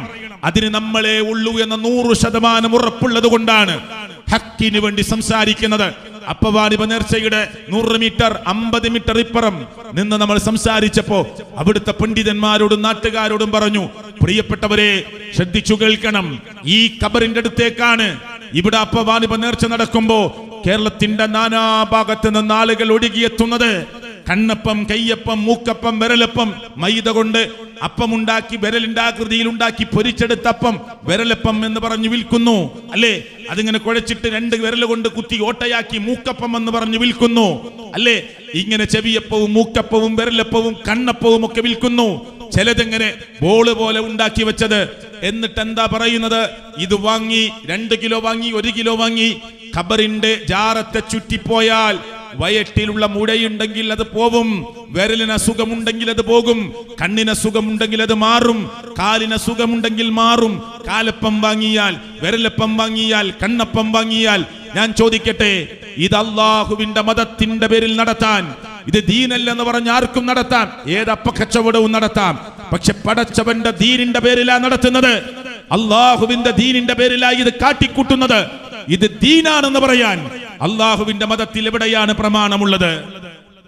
നമ്മൾ ചോദിച്ചു. ആ ഖബറിന്റെ തൊട്ടടുത്ത് നിന്ന് 100 മീറ്റർ ഇപ്പൊ റോഡ് സൈഡിൽ അപ്പുറം നിന്ന് എന്റെ സംസാരം കേൾക്കുന്നത് പോലെ ഞാൻ ഇവിടെ സംസാരിക്കുമ്പോൾ ആ ജാറം കണ്ടുകൊണ്ടാ, ആ പള്ളി കണ്ടുകൊണ്ടാ സംസാരിക്കുന്നത്. അവിടെ ചോദിച്ചു നമ്മൾ, പ്രിയപ്പെട്ടവരെ, ഇതിനെവിടെയാണ് ദീനിൽ രേഖയുള്ളത്? മുസ്ലിം ഉമ്മത്ത് ഈ സോഷ്യൽ മീഡിയ വഴി ഇത് കേട്ടുകൊണ്ട് ധാരാളം മാറ്റങ്ങൾ ഉണ്ടായി. ഈ കീഴ്പറമ്പിൽ നടക്കുന്ന ഈ സമ്മേളനത്തിൽ ഇരിക്കുന്ന 100 കണക്കിന് മനുഷ്യർ, പ്രിയപ്പെട്ടവരെ, ജന്മന ഒരു മുജാഹിദ് ഫാമിലിയിൽ ജനിച്ചവരല്ല. സംസാരിക്കുന്ന ഞാൻ പോലും അങ്ങനെ ജനിച്ചവരല്ല. കേട്ടും അറിഞ്ഞും പഠിച്ചും അള്ളാഹുവിന്റെ ദീനിലേക്ക് പ്രവേശിച്ചവരാ. ഒരു ലാഭവും ആഗ്രഹിക്കാതെ. ഒരുപക്ഷെ കുടുംബത്തിന്റെ വെറുപ്പാണ് ഉണ്ടാവുക, മഹലിൽ നിന്ന് പ്രശ്നമാണ് ഉണ്ടാവുക. പക്ഷെ അതെല്ലാം മാറ്റിവെച്ച് സത്യം സത്യമായി കേൾക്കണം, അറിയണം, പഠിക്കണം, ചിന്തിക്കണം. നാളെ എന്റെ ഖബറിൽ ഞാൻ ഒറ്റക്ക, അല്ലേ? മർ റബ്ബുക് എന്ന ചോദ്യം വരുമ്പോ അള്ളാന്റെ റസൂല് പറയാ, ഖബറിൽ കിടന്ന് ചില ആളുകൾ റൂഹങ്ങ് മടക്കി കൊടുത്തിട്ട് ഖബറിൽ വെച്ച് ചോദിക്കും, മർ റബ്ബുക്, ആരാ നിന്റെ റബ്ബ് എന്ന്. അപ്പൊ ചില ആളുകൾ ഖബറിൽ നിന്ന് പറയുന്നത് ഹാ ഹാ ഹാ. ഹദീസിൽ 3 വട്ടം പ്രയോഗിച്ചിട്ടുണ്ട്. അങ്ങനെ ലാ അദിരി, എനിക്കറിയില്ല കേട്ടോ, എനിക്കറിയില്ല. അപ്പോ ചോദ്യം ചോദിക്കാൻ വേണ്ടി വന്ന 2 മലക്കുകൾ അവന്റെ 2 ചെവികൾക്കിടയിൽ പെരടിയുടെ ഭാഗത്ത് അതിശക്തമായ ദണ്ഡുപയോഗിച്ച് ഒരൊറ്റ അടിയ മണ്ണിലേക്ക് അങ്ങ് ചേർന്ന് പോകും. കീഴ്പറമ്പിൽ ഖബർസ്ഥാനില്ലേ? കീഴ്പറമ്പിലും കുനിയിലൊക്കെ ഖബർസ്ഥാനില്ലേ? ആ ഖബർസ്ഥാനിന്റെ ഉള്ളിൽ നടക്കുന്ന രംഗമാണ് മുത്തുനബി പറയുന്നത്. ലോകത്തെവിടെയാണെങ്കിലും അള്ളാഹ്ക്ക് ഇഷ്ടപ്പെടാത്ത ഒരാൾ മരണപ്പെട്ട് ഖബറിലെത്തിക്കഴിഞ്ഞാൽ ഈ ചോദ്യം ചോദിക്കുമ്പോ, ഇപ്പൊ നിസ്കരിക്കാത്ത ഒരാൾക്കും അള്ളാഹ് എന്ന് പറയാൻ കിട്ടൂലേ? കള്ളു കുടിക്കുന്ന ഒരാൾക്ക് അള്ളാഹ് എന്ന് പറയാൻ കിട്ടൂലേ? ഇവിടുത്തെ മുസ്ലിങ്ങൾ അല്ലാത്തവർ ആ ഖുർആനിലെ ചില ആയത്ത് വെച്ച് ഹദീസിലെ പദങ്ങൾ വെച്ച് അള്ളാന്റെ നാമം വെച്ച് മനോഹരമായ മഖ്റജോട് കൂടി പാട്ട് പാടുന്നില്ലേ? പക്ഷെ ഖബറിൽ കിട്ടുകയില്ല. ഒരൊറ്റടിയാണ് ഈ പെരടിയുടെ ഭാഗത്ത് മണ്ണിലേക്കങ്ങു ചേർന്നു പോകും. അള്ളാന്റെ റസൂല് പറഞ്ഞതാ സ്വല്ലല്ലാഹു അലൈഹി വസല്ലം. ആ സൗണ്ട് എങ്ങാനുമുണ്ടല്ലോ 2 ടീം കേട്ടിരുന്നുവെങ്കിൽ റസൂല് പറയാ സല്ലല്ലാഹു അലൈഹി വസല്ലം, അല്ല ഒന്നാരറിയോ? മനുഷ്യൻ. നമ്മൾ ആരെങ്കിലും ആ ഖബറിൽ നടക്കുന്ന ശിക്ഷയും മടിയും ഒക്കെ കേട്ടിരുന്നുവെങ്കിൽ പിന്നെ നിങ്ങൾ ഒരാളെയും ഖബറിലേക്ക് വെക്കാൻ പോകുമായിരുന്നില്ല. അത്ര ഭീകരമാണത്. ഇതൊക്കെ നാളെ വരാനുള്ള സംഭവങ്ങളാണ്. ആ ഖബറിൽ ആരും ഉണ്ടാവില്ല, ഒരു കൂട്ടുകാരുണ്ടാവില്ല. ഇങ്ങനെ റോഡൊക്കെ ഇറങ്ങുമ്പോ പറയും എനിക്ക് എന്ത് ആവശ്യം ഉണ്ടെങ്കിൽ എന്നെ വിളിച്ചോ, ഞാൻ വരാൻ. പക്ഷെ ഖബറിൽ ആരും ഉണ്ടാവില്ല. 30, 25, 20 വയസ്സുള്ള ആള് മരിച്ചിട്ട് ഖബറിന്റെ അടുത്ത് അവരെ കൂട്ടുകാർക്ക് പോരാൻ തോന്നുന്നില്ല. ബന്ധുക്കൾ വരെ പോന്നിട്ടും ആ ഇന്റിമേറ്റ് ഫ്രണ്ടുകൾ, ക്ലാസ് ഫ്രണ്ടുകൾ, ചങ്ക് ഫ്രണ്ടുകൾ, പ്രിയപ്പെട്ടവരെ ഖബറിന്റെ അടുത്ത് ഇങ്ങനെ നിൽക്കുക, കണ്ണ് തുടച്ച്. ആളുകൾ തോളി തട്ടി പറഞ്ഞു സാരല്ല, നമുക്കൊക്കെ മരിക്കണ്ടേ. ചിലപ്പോ ഒരു 10 മിനിറ്റും കൂടി അവിടെ ഏറെ നിന്നു വരും, അരമണിക്കൂർ അവിടെ തന്നെ നിന്നു വരും. എല്ലാരും വന്നിട്ടും അവൻ അവിടെ തന്നെ നിൽക്കുന്നു 1 മണിക്കൂർ. ശരി, വിചാരിച്ചോ എന്തുണ്ട് ഫലം ഖബറിൽ കിടക്കുന്നാക്ക്? ഖബറിന്റെ പുറത്ത് ഒരു 2 ആള് 2 മണിക്കൂർ നിന്നു എന്നുള്ളത് കൊണ്ട് ഖബറിൽ കിടക്കുന്ന നിനക്ക് എന്താശ്വാസം കിട്ടും? നീ റബ്ബിന്റെ വഹദാനിയത്ത് അംഗീകരിച്ചവനല്ലെങ്കിൽ, നീ പടച്ചവന്റെ മാർഗത്തിൽ കൃത്യമായി നിസ്കരിച്ചവനല്ലെങ്കിൽ, നീ റബ്ബിന്റെ മാർഗത്തിൽ പരലോകത്തെ ഓർത്ത് ജീവിച്ചവനല്ലെങ്കിൽ, നീ വൃത്തികേടിൽ നിന്ന് മാറി നിന്നവനല്ലെങ്കിൽ, പ്രിയപ്പെട്ട സഹോദരങ്ങളെ, ഖബറിന്റെ പുറത്ത് നിന്റെ കൂട്ടുകാർ എന്നും രാവിലെ വന്നു അരമണിക്കൂറും 1 മണിക്കൂർ നിന്ന് നിനക്ക് വേണ്ടി പ്രാർത്ഥിച്ചു എന്നുള്ളത് കൊണ്ട് നല്ലവരല്ലെങ്കിൽ, ഖബറിൽ കിടക്കുന്നവൻ നല്ലവനല്ലെങ്കിൽ എന്ത് കിട്ടാനാണ്? ഒറ്റക്കായിരിക്കും ആ ഖബറില്. ഒരാളുണ്ടാവില്ല, ഒരു മൗലവി ഉണ്ടാവില്ല, ഒരു മുജാഹിദിന്റെ നേതാവ് ഉണ്ടാവില്ല, ഒരു സമസ്തയുടെ നേതാക്കന്മാരും ഉണ്ടാവില്ല, സലഫികൾ എന്നറിയപ്പെടുന്ന സുന്നികളുടെ നേതാക്കന്മാരും ഉണ്ടാവില്ല, സമസ്തയിൽപ്പെട്ടവരുടെ നേതാക്കന്മാരും ഉണ്ടാവില്ല.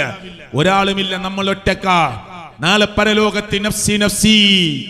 ഭാര്യ ഇങ്ങനെ വിളിക്കുമ്പോ നിസ്കരിക്കാൻ എഴുന്നേൽക്കാത്ത ചെറുപ്പക്കാരൻ, ഭാര്യ ഇങ്ങനെ പറയുന്നുണ്ട് നിങ്ങൾ എന്ത് മനുഷ്യനാ, എല്ലാരും നിസ്കരിക്കണ്ട, നിങ്ങൾ നിസ്കരിക്കണില്ല. തിരിഞ്ഞും മറിഞ്ഞും കിടക്കുന്നവൻ നമസ്കാരം ഉപേക്ഷിച്ചവൻ കാഫിറാണ് എന്ന് മുഹമ്മദ് മുസ്തഫ സ്വല്ലല്ലാഹു അലൈഹി വസല്ലമ. ഖബറിൽ കിടക്കാൻ സുഖം ഉണ്ടാവോ? ഉണ്ടാവില്ല. അതില് ഏറ്റവും ഗൗരവമേറിയ പ്രശ്നമാണ് തൗഹീദിനെതിരെ ജീവിക്കുക എന്നുള്ളത്. എന്റെ ഉദാഹരണം ഞാൻ പറഞ്ഞത്, ഈ ദർഗകളെ തേടി പോവുക. നമ്മുടെ നാട്ടിൽ നിന്നൊക്കെ സിയാറത്ത് ടൂറാണ്. നഊദു ബില്ലാഹ്, സിയാറത്ത് ടൂറ്. ശരി, സിയാറത്ത് ഇസ്ലാം പ്രോത്സാഹിപ്പിച്ചിട്ടുണ്ട്, അതിലൊന്നും നമ്മൾ തർക്കിക്കണില്ല. കീഴ്പറമ്പിൽ ഖബർസ്ഥാനില്ലേ, നിങ്ങൾ നാളെ രാവിലെ പോയി കാണ്. രാത്രിയൊന്നും നമ്മുടെ ഖബർസ്ഥാനിക്ക് പോകാൻ പറ്റിയ സൗകര്യമില്ല. കാട് പിടിച്ചടക്കുന്ന മക്കത്തും മദീനത്തൊക്കെ ഏത് രാത്രിയും തുറന്നു നമുക്ക് കയറാം. നമ്മളെ നാട്ടിൽ അങ്ങനെയല്ല, പല ഖബർസ്ഥാനും കാട് പിടിച്ച് കിടക്കുക. നിൽക്കട്ടെ, എന്നാൽ പകലാണെങ്കിൽ പകല് ആ ഖബറിന്റെ അടുത്ത് ചെന്ന് ഖബറാളികൾക്ക് സലാം പറയുന്നു. ഖബറാളികൾക്ക് സലാം പറയുന്നു. പ്രവാചകൻ സല്ലല്ലാഹു അലൈഹി വസല്ലം പറഞ്ഞു, നിങ്ങൾ ആ സിയാറത്ത് നടത്തുമ്പോ ഫഇന്നഹാ തുദക്കിറുകുമുൽ ആഖിറ, നിങ്ങൾക്ക് പരലോകബോധം ആ സിയാറത്ത് ഉണ്ടാക്കി തരും. 2, നിങ്ങൾക്ക് മരണബോധം ഉണ്ടാക്കി തരും. നമ്മൾ ഖബറിന്റെ അടുത്ത് പോകുന്നത് ഖബറാളിക്ക് പ്രാർത്ഥിക്കുക എന്ന ലക്ഷ്യത്തിന് മാത്രമല്ല. അത് നടത്താം, അതിൽ തർക്കമില്ല. ഇപ്പൊ നമുക്ക് ഇവിടുന്ന് പ്രാർത്ഥിക്കാം, അല്ലാഹുവേ ഞങ്ങളുടെ കൂട്ടത്തിൽ നിന്ന് മൺമറഞ്ഞു പോയ എന്റെ ഉപ്പയടക്കം നിങ്ങളുടെ ഉപ്പമാർ, ഉമ്മമാർ, ജേട്ടന്മാർ, അനിയന്മാർ, ഭാര്യമാർ, ഭർത്താക്കന്മാർ, മക്കൾ, ബന്ധുമിത്രാദികൾ പലരും ഞങ്ങളെ വിട്ടുപിരിഞ്ഞിട്ടുണ്ട്. റബ്ബേ നിനക്കറിയുമല്ലോ, അവരുടെ ഖബറിടങ്ങളെ നീ വിശാലമാക്കി കൊടുക്കണേ അല്ലാ, ആമീൻ. അല്ലാഹുവേ അവരുടെ പാപങ്ങൾ നീ പുറത്തു കൊടുക്കണേ അല്ലാ, ആമീൻ യാ റബ്ബൽ ആലമീൻ. അല്ലാഹു സ്വീകരിക്കുമാറാകട്ടെ. ഇവിടുന്ന് പ്രാർത്ഥിക്കാം, കാറിലിരുന്ന് ദുആ ചെയ്യാം, ട്രെയിനിലിരുന്ന് പ്രാർത്ഥിക്കാം, ഫ്ലൈറ്റിലിരുന്ന് പ്രാർത്ഥിക്കാം, പള്ളിയിലിരുന്ന് പ്രാർത്ഥിക്കാം. പിന്നെ എന്തിനാ ഖബർസ്ഥാനം വരെ പോണത്? ഉമ്മാക്ക് വേണ്ടി പ്രാർത്ഥിച്ചോളൂ, ഖബറിന്റെ അടുത്ത് പോയി. വാപ്പാക്ക് വേണ്ടി പ്രാർത്ഥിച്ചോളൂ. ഞാൻ എന്റെ വാപ്പാന്റെ ഖബറിന്റെ അടുത്ത് ആഴ്ചയിൽ 1 ദിവസമെങ്കിലും പോകുന്ന ആളാ.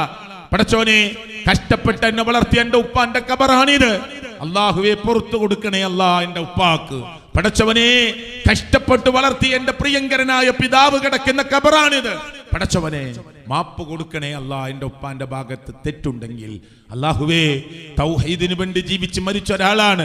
റബ്ബേ നീ അത് സ്വീകരിച്ചുകൊണ്ട് നാളെ ഉന്നതമായ സ്വർഗം അമ്പിയാക്കന്മാരുടെ കൂടെ, ഔലിയാക്കന്മാരുടെ കൂടെ, സിദ്ദീഖുകളുടെ കൂടെ, ശുഹദാക്കളുടെ കൂടെ കൊടുക്കണേ അല്ലാ, ഞങ്ങൾക്കും നൽകണേ അല്ലാ. നാളെയുടെ ലോകത്ത് പ്രാർത്ഥിക്കുന്നു നമ്മൾ ഖബറിന്റെ അടുത്ത് പോയി അള്ളാഹുവിനോട്. സിയാറത്തിന്റെ ലക്ഷ്യം എന്താ? നമുക്ക് മരണബോധം. നമ്മൾ വാപ്പാന്റെ ഖബർ കാണുമ്പോ, നമ്മളെ മോന്റെ ഖബർ കാണുമ്പോ, പടച്ചോനെ എനിക്ക് 60 വയസ്സ്, എന്റെ മോൻ എന്നെക്കാൾ ജീവിക്കണമെന്ന് ഞാൻ കൊതിച്ചിരുന്നു. 30ാമത്തെ വയസ്സിൽ തന്നെ അള്ളാഹുവെ നീ തിരിച്ചു വിളിച്ചല്ലോ. പടച്ചോനെ എന്റെ പൊന്നു മോന് ജീവിച്ച് കൊതി തീർന്നിട്ടില്ലായിരുന്നു. അള്ളാഹുവെ നീ പുറത്തു കൊടുക്കണേ അല്ലാ. ഖബറിന്റെ അടുത്തുനിന്ന് പറഞ്ഞോളി നിങ്ങള്, ആ യാത്രയിൽ പറഞ്ഞോളൂ നിങ്ങള്. പക്ഷെ നമ്മൾ പോകുന്ന എന്തിനാ?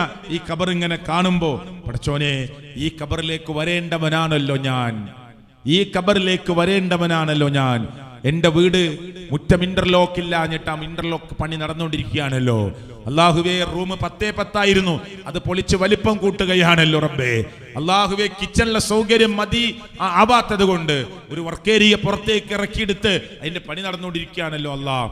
പടച്ചോനെ എല്ലാം വിട്ടിട്ട് ഈ 6 അടി മണ്ണില് നാളെ ഇടുക്കമുള്ള കുടിസതയുള്ള, ഒന്ന് തിരിഞ്ഞോ മറിഞ്ഞോ കിടക്കാൻ പറ്റാത്ത ഏക്കറക്കണക്കിന് ഭൂമി ഈ പള്ളിക്ക് ഖബർസ്ഥാനായി ഉണ്ടായിട്ടും കുടിസതയുള്ള ഇടുക്കമുള്ള ഈ ഖബറിൽ വന്ന് കിടക്കേണ്ടവനാണല്ലോ ഞാൻ. ഈ ബോധം ഇങ്ങനെ ഹൃദയത്തിലേക്ക് വരുമ്പോ മരണത്തെയും പരലോകത്തെയും ഓർക്കും. അതിനാ ഖബർ സിയാറത്ത്. അത് കിട്ടുന്നുണ്ടോ? നമ്മളെ നാട്ടിൽ നിന്ന് പോണ സിയാറത്ത് ടൂറില് കൊണ്ടോട്ടി നേർച്ചക്ക് പോയാല് പീരങ്കി എടുത്ത് ഓർന്ന് കാണാം. എന്ത് മരണബോധം ഉണ്ടാവുക? ചിന്തിക്കാനാണ് ഞാൻ ചോദിക്കുന്നത്.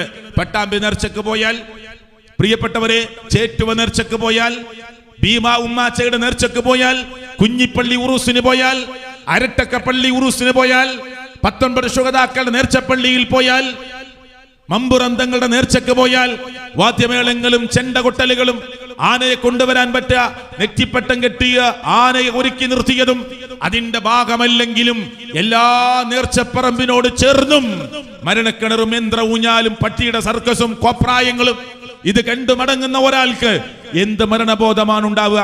കാറിലിരുന്ന് വാപ്പ ചോദിക്കും, കഴിഞ്ഞ പ്രാവശ്യം നമ്മൾ പോയിനേക്കാൾ ഉഷാറായിട്ടുണ്ടല്ലേ, ഭയങ്കര ആളാ. എന്തിന്? സിയാറത്തിന് പോയതാ. അപ്പോ ചെറിയ മോൻ പറയും, കഴിഞ്ഞ പ്രാവശ്യം മരണക്കറിൽ 4 കാറുണ്ടായിരുന്നു, ഇപ്രാവശ്യം 2 കാറേ ഉള്ളൂ. 3 ബൈക്ക് ഉണ്ടായിരുന്നു, 2 ബൈക്കേ ഉള്ളൂ. ഇതൊക്കെയായിരിക്കും ചർച്ച. അതല്ലാതെ വാപ്പാ ഈ സിയാറത്തിന് പോയിട്ട് ശരിക്കും നമ്മൾ മരണത്തെ കുറിച്ച് ഓർത്തുട്ടോ, പരലോകത്തെ കുറിച്ച് പഠിച്ചുട്ടോ, അതിനെ കുറിച്ചുള്ള ഓർമ്മയാണ് നമ്മുടെ മനസ്സിൽ നിറഞ്ഞത് എന്ന് ഒരു ഉറൂസ് കഴിഞ്ഞ് മടങ്ങുന്ന ഒരാൾ ലോകത്ത് പറയുന്നത് നിങ്ങൾ കേട്ടിട്ടുണ്ടോ പ്രിയപ്പെട്ടവരെ? ഉണ്ടാവില്ല. ലക്ഷ്യത്തിൽ നിന്ന് മുസ്ലിം ഉമ്മത്ത് തെന്നിമാറി, ശൈലിയിൽ നിന്ന് മാറി, അതിന്റെ പ്രവർത്തന ഗോത എങ്ങനെ വരക്കണമെന്ന് അള്ളാഹുവിന്റെ പ്രവാചകൻ പഠിപ്പിച്ചതിൽ നിന്ന് തെന്നിമാറി സഞ്ചരിച്ചു. അല്ലേ? ആനക്ക് മതമിളകുന്നു. തിരൂരിലെ ചേറ്റുവ നേർച്ച, തിരൂരിലെ യാഹൂ തങ്ങളുടെ നേർച്ചക്ക് ആനക്ക് മതമിളകുന്നു. ഒരു മനുഷ്യനെ തുമ്പിക്കയിലെടുത്ത് എറിഞ്ഞു കൊല്ലുന്നു. തൃശ്ശൂരിലെ ചേറ്റുവ നേർച്ച ഹൈന്ദവരുടെ ഉറൂസല്ല, അമ്പല ഉറൂസല്ല, അമ്പലത്തിലെ ഉത്സവമല്ല. മുസ്ലിങ്ങളുടെ ഖബറുമായി ബന്ധപ്പെട്ട് നടക്കുന്ന ഉറൂസിൽ ചേറ്റുവ നേർച്ചക്ക് ആനക്ക് മതമിളകുന്നു. കൊമ്പിൽ ഒരു മനുഷ്യനെ കുത്തിയെടുക്കുന്നു. അല്ലേ?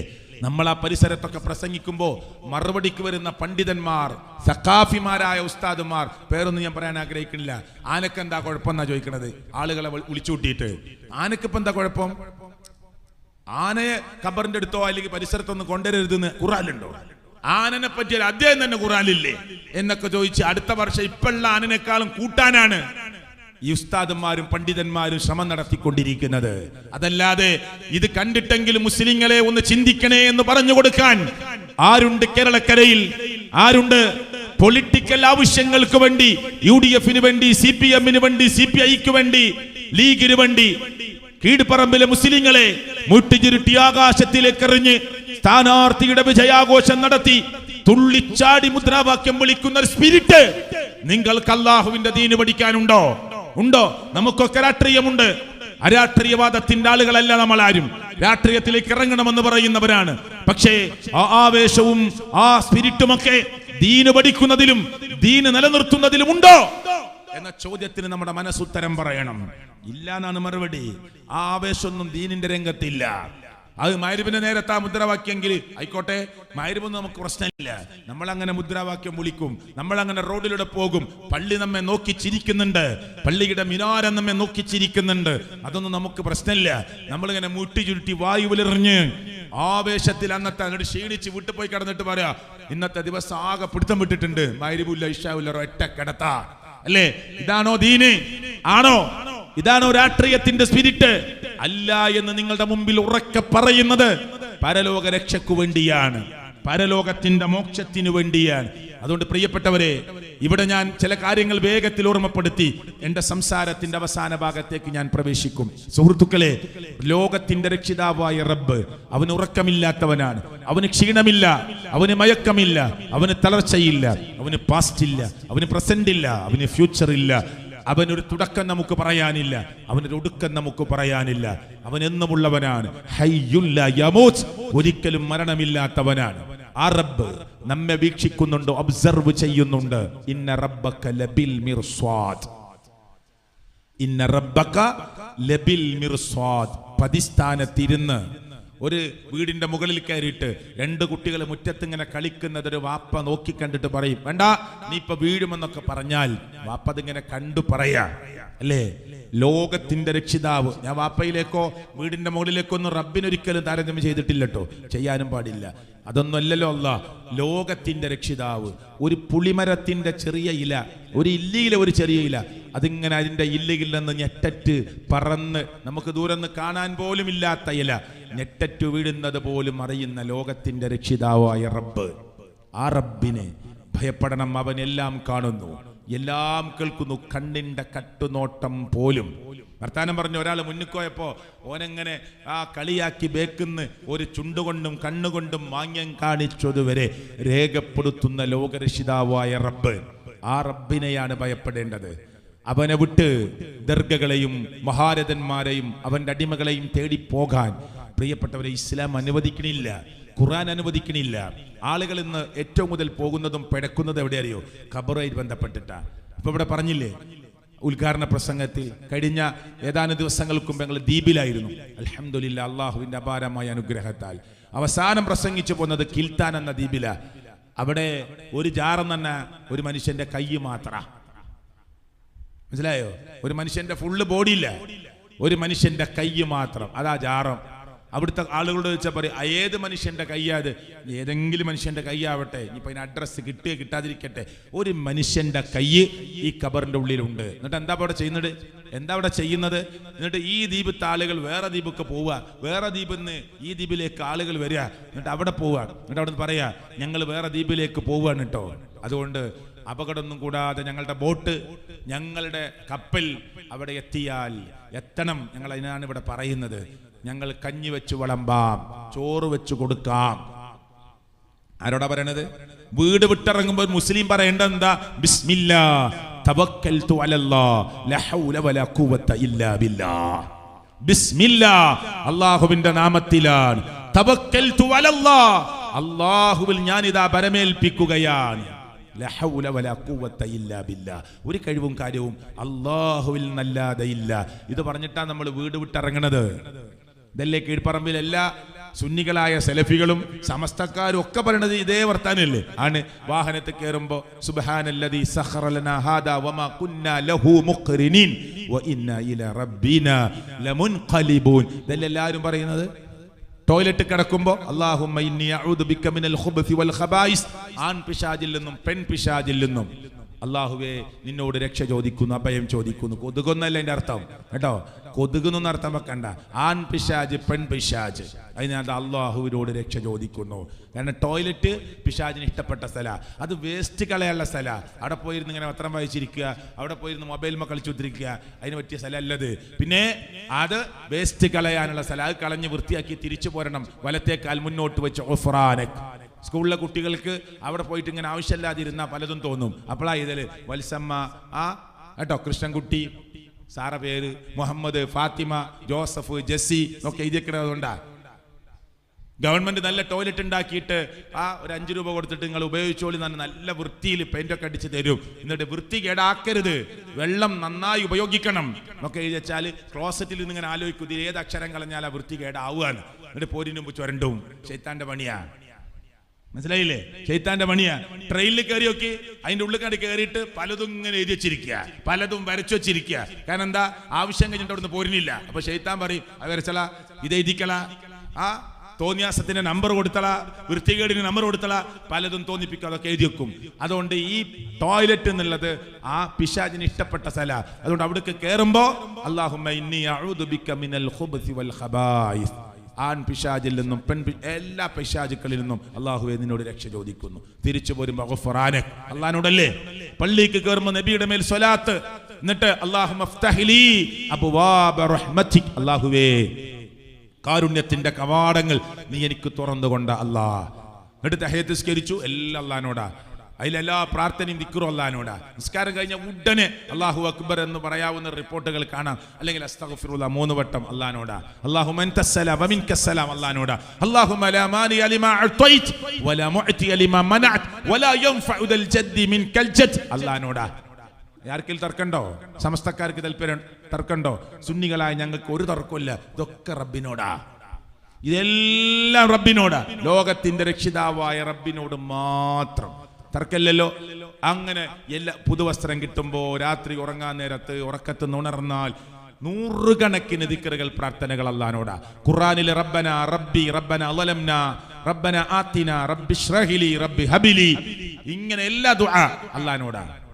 ഒരു ദുആ പോലും അല്ലാത്തവരോടില്ല. എന്നിട്ട് നമ്മുടെ ഈ കീഴ്പ്പറമ്പ് മണ്ഡലത്തിലെ ഈ സൗണ്ട് കേൾക്കുന്ന ദൂരത്തുള്ള മുസ്ലിങ്ങളോട് ഞാൻ ചോദിക്കുക, ഒരൊറ്റ ദുആ അല്ലാത്തവരോട് എന്താ ഇല്ലാത്തത് ഖുർആനില്? അവസാനത്തെ റസൂലാണല്ലോ മുഹമ്മദ് മുസ്തഫ അഷ്റഫുൽ ഖൽഖ് റസൂൽ സല്ലല്ലാഹു അലൈഹി വസല്ലം. അതിനു മുമ്പ് 1,00,000-ൽ പരം നബിമാര് കടന്നുപോയില്ലേ? ഖുർആനിൽ പേരെടുത്ത് പറഞ്ഞ 25ഓളം നബിമാര് പോയില്ലേ? ഒരൊറ്റ നബിയോടെങ്കിലും ഏതെങ്കിലും ഒരു സന്നിഗ്ധ ഘട്ടത്തിൽ അള്ളാഹുവിന്റെ പ്രവാചകൻ നടത്തിയ ഏതെങ്കിലും ഒരു ദുആ ഖുർആനിലുണ്ടോ, ഹദീസിലുണ്ടോ? എവിടെയില്ല. അതുകൊണ്ട് സലഫികൾ ലോകത്തോട് പറയുന്നു, ഖുർആൻ ഓതിക്കൊണ്ട് പറയുന്നു, നിങ്ങൾ റബ്ബല്ലാത്ത ആരെ വിളിച്ചു തേടിയാലും, ആരെ പോയി നിങ്ങൾ സമീപിച്ചാലും, ഖുർആനിൽ നിങ്ങൾ എപ്പോഴും കേൾക്കുന്ന ആയത്താ, ഇൻ തദ്ഉഹും ലാ യസ്മഉ ദുആഅക്കും, നിങ്ങൾ അവരോട് ദുആ ചെയ്താൽ നിങ്ങളുടെ ദുആ അവർ കേൾക്കുകയില്ല. അള്ളയാണ് പറയണത്. ഒരു മുജാഹിദ് എന്ന് പറയല്ല, ഒരു സമസ്തയിൽപ്പെട്ട ഉസ്താദ് പറയല്ല. ഖുർആൻ പറയാ, ഇൻ തദ്ഉഹും, നിങ്ങൾ അവരോട് ദുആ ചെയ്താൽ. അവർ ആരാ? അത് നബിമാരാകാം, ഔലിയാക്കന്മാരാകാം, സിദ്ദീഖുകളാകാം, ലോകത്തുള്ള ആരുമാകാം, മനുഷ്യനാകാം, മലക്കാകാം, ജിന്നാകാം, ആരുമാകാം. നിങ്ങൾ അവരോട് ദുആ ചെയ്താൽ ലാ യസ്മഉ ദുആഅക്കും, നിങ്ങളുടെ ദുആ അവർ കേൾക്കൂല. 4 ആളുകൾ പറയും, അവിടെ പോയിട്ട് ഫലം ഉണ്ടല്ലോ, ഇവിടെ പോയിട്ട് ഇത് കിട്ടിയിട്ടുണ്ടല്ലോ. അല്ലാഹ് പറയാ, വലൗ സമിഉ, വാദത്തിന് വേണ്ടി കേട്ടു എന്ന് സമ്മതിച്ചാൽ തന്നെ. ലൗ എന്ന അറബി പ്രയോഗം നടക്കാത്ത കാര്യമാണ്. മനുഷ്യന്റെ മനസ്സിക്ക് കയറാൻ വേണ്ടി അല്ലാഹ് പറയാ, ശരി കേൾക്കുമെന്ന് എനിക്ക് സമ്മതിച്ചു തരാം. വാദത്തിന് വേണ്ടി നടക്കാത്ത കാര്യമാണ്. നിനക്ക് വേണ്ടി തോറ്റു തരാം, കേട്ടു എന്ന് സമ്മതിച്ചു തരാം. പക്ഷെ മസ്തജാബു ലക്കും, ഉത്തരം തരില്ലടോ. അല്ലാഹ് പറയണത്, നമ്മളൊരു ഖബറിന്റെ മുമ്പ് പോയിട്ട് ആ ഖബറാളിയോട്, എനിക്ക് കുട്ടികളില്ല, കുട്ടികളെ തരണേ, എനിക്ക് എൻ്റെ ഉമ്മാക്ക് രോഗമുണ്ട്, ആ രോഗം മാറ്റിത്തരണേ, ഞങ്ങൾ ഹജ്ജിന് പോവുകയാണ്, യാത്ര സുഖാക്കണേ. അല്ലാഹ് പറയാ, പറയുന്നത് ആ പ്രാർത്ഥന അവർ കേൾക്കില്ലടോ. ഇനി കേട്ടു എന്നാണ് നിന്റെ വാദം, ഉത്തരം തരില്ല. വയൗമൽ ഖിയാമ, ഖിയാമത്തു നാളിൽ യക്ഫുറൂന ബിശിർക്കിക്കും, നിങ്ങൾ ഈ നടത്തിയ ഷിർക്കിനെ അവർ നിഷേധിക്കും. മുഹമ്മദ് നബി സല്ലല്ലാഹു അലൈഹി വസല്ലം ബദരീങ്ങളുടെ നേതാവാ, ആ മുത്ത് നബി നിഷേധിക്കും. ഇല്ല റബ്ബേ, ഞങ്ങൾ ഇങ്ങനെ പഠിപ്പിച്ചിട്ടില്ല അല്ലാ, ഞങ്ങളോട് ഇങ്ങനെ പ്രാർത്ഥിക്കാനോ, ഞങ്ങളോട് ഈ അർത്ഥത്തിലുള്ള ഇസ്തിഗാസ നടത്താനോ, ഞങ്ങളോട് ഈ അർത്ഥത്തിലുള്ള ഇസ്തിആനത്ത് നടത്താനോ ഞങ്ങൾ ആരും പഠിപ്പിച്ചിട്ടില്ല അല്ലാ എന്ന് നാളെ നബിമാർ, ഔലിയാക്കന്മാർ, സിദ്ദീഖുകൾ പരലോകത്ത് വെച്ച് പറയുന്ന ഒരവസ്ഥ നാളെ വരാനുണ്ട്. ഇനി മുസ്ലിം ഉമ്മത്തിന് പെട്ടെന്ന് മനുഷ്യർക്ക് മനസ്സിലാകാൻ വേണ്ടി അല്ല പറയുന്ന ഒരു ഉപമ നിങ്ങൾ ശ്രദ്ധിച്ചോട്ടോ. യാ യുഹന്നാസ്, ഓ മനുഷ്യരെ, ഇത്ര സ്നേഹത്തിൽ അല്ല വിളിക്കുന്നത്. മനുഷ്യരെ, ളുരിബ മസൽ, ഞാൻ നിങ്ങൾക്കൊരു ഉപമ പറഞ്ഞു തരാം. ഫസ്തമിഉ ലഹു, ശ്രദ്ധിച്ചു കേൾക്കണേ ഉപമ. അല്ല പറയാ ഖുർആനിൽ, ഒരു ഉപമ നിങ്ങൾക്ക് പറഞ്ഞു തരാം, ശ്രദ്ധിച്ചു കേൾക്കണം നിങ്ങൾ ആ ഉപമ. ഇന്നല്ലദീന തദ്ഊന മിൻ ദൂനില്ലാ, അല്ലാഹുവിന് പുറമെ നിങ്ങൾ ആരെയൊക്കെയാണോ തേടിക്കൊണ്ടിരിക്കുന്നത്, ആരൊക്കെയാണോ നിങ്ങൾ ദുആ ചെയ്തുകൊണ്ടിരിക്കുന്നത്, അവരാരും ഒരു ഈച്ചയെ പോലും സൃഷ്ടിച്ചിട്ടില്ല. ബദരീങ്ങളോ, മുത്തുനബി സല്ലല്ലാഹു അലൈഹി വസല്ലം അടക്കമുള്ളവരാണ് ബദരീങ്ങൾ, ഉഹുദീങ്ങൾ, അല്ലേ? അല്ല, ഇങ്ങോട്ട് അതിനുശേഷം ഉണ്ടായ ഒരുപാട് മഹത്തുക്കൾ, അവരാരും ഒരു ഈച്ചയെ പോലും സൃഷ്ടിച്ചിട്ടില്ല. ഇനി അല്ലാഹ് പറഞ്ഞ ശൈലികൾ ശ്രദ്ധിച്ചു കേട്ടോളൂ കേട്ടോ. നിങ്ങൾ ആരൊക്കെയാണോ വിളിക്കുന്നത് ലോകത്ത്, ഇവിടെ നിന്നല്ല, ഈ ഏഷ്യയിൽ നിന്നല്ല, ആഫ്രിക്കയിൽ നിന്നല്ല, ലോകത്തെവിടെയാണെങ്കിലും അവരെ എല്ലാവരെയും ഒരുമിച്ച് കൂട്ടിക്കോളൂ. അവരെ മുഴുവനും ഒരുമിച്ച് കൂട്ടിക്കോ. എന്നിട്ട് അല്ലാഹ് പറയാ, അവരിൽ നിന്ന് ഈച്ച വല്ലതും തട്ടിപ്പറിച്ച് പറന്നുപോയാൽ, ഒരു ഈച്ച, മനുഷ്യരെ, കീഴ്പ്പറമ്പിലെ മുസ്ലിങ്ങളെ ശ്രദ്ധിച്ചു കേൾക്കണം, ഒരു ഈച്ച അതിന്റെ കാലിൽ ഒരു അരിയുടെ കഷ്ണം, ഒരു പഞ്ചസാരയുടെ തരി, അല്ലെങ്കിൽ വിലപ്പെട്ട എന്തെങ്കിലും ഒന്ന്, ഒരു ഈച്ച അതിന്റെ കാലിൽ ഇറുക്കി പിടിച്ച് അങ്ങ് പറന്നു പോയാൽ, നിങ്ങൾ വിളിക്കണ പല ആളുകളുണ്ടല്ലോ, അവരെല്ലാവരെയും നിങ്ങൾ വിളിച്ചാലും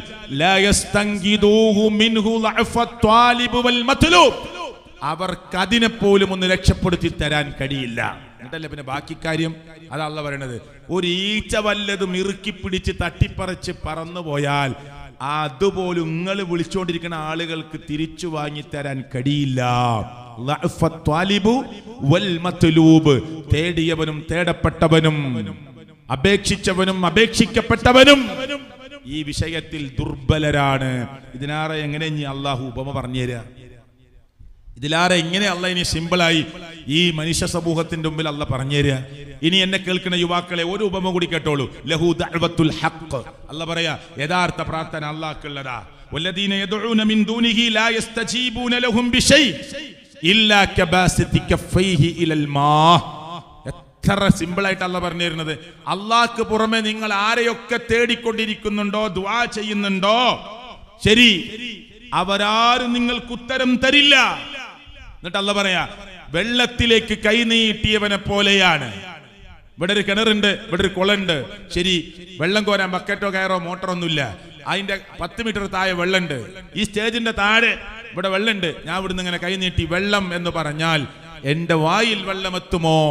അല്ലാന്റെ ചോദ്യ. ഇവിടെ കിണറുണ്ടെന്നൊന്നും ഖുർആനിലില്ല. പിന്നെ മനസ്സിലാകാൻ വേണ്ടി പറഞ്ഞതാ, വെള്ളത്തിലേക്ക് കൈനീട്ടിയവനെ പോലെ, വെള്ളത്തിലേക്ക് കൈനീട്ടിയവനെ പോലെ. എന്തിനാ അവൻ വെള്ളത്തിലേക്ക് കൈനീട്ടി? അല്ലാഹ് പറയാ, ലിയബ്ലുഗ ഫാ, വായിൽ വെള്ളമെത്താനാണ് അവൻ ആ വെള്ളത്തിലേക്ക് കൈനീട്ടിയത്. വമാ ഹുവ ബിബാലിഗിഹി, അവന്റെ വായിൽ വെള്ളമെത്തുകയില്ല. അല്ലാഹ് പറയണത് എത്തുകയില്ല, അല്ലാഹ് പറയണത്. വമാ ദുആഉൽ കാഫിരീന ഇല്ലാ ഫീ ളലാൽ, സത്യനിഷേധികളുടെ പ്രാർത്ഥന വഴികേടിലല്ലാതെ മറ്റൊന്നിലുമല്ല. ഇതൊക്കെയാണ് കൂട്ടരെ പരിശുദ്ധ ഖുർആനിലുള്ളത്.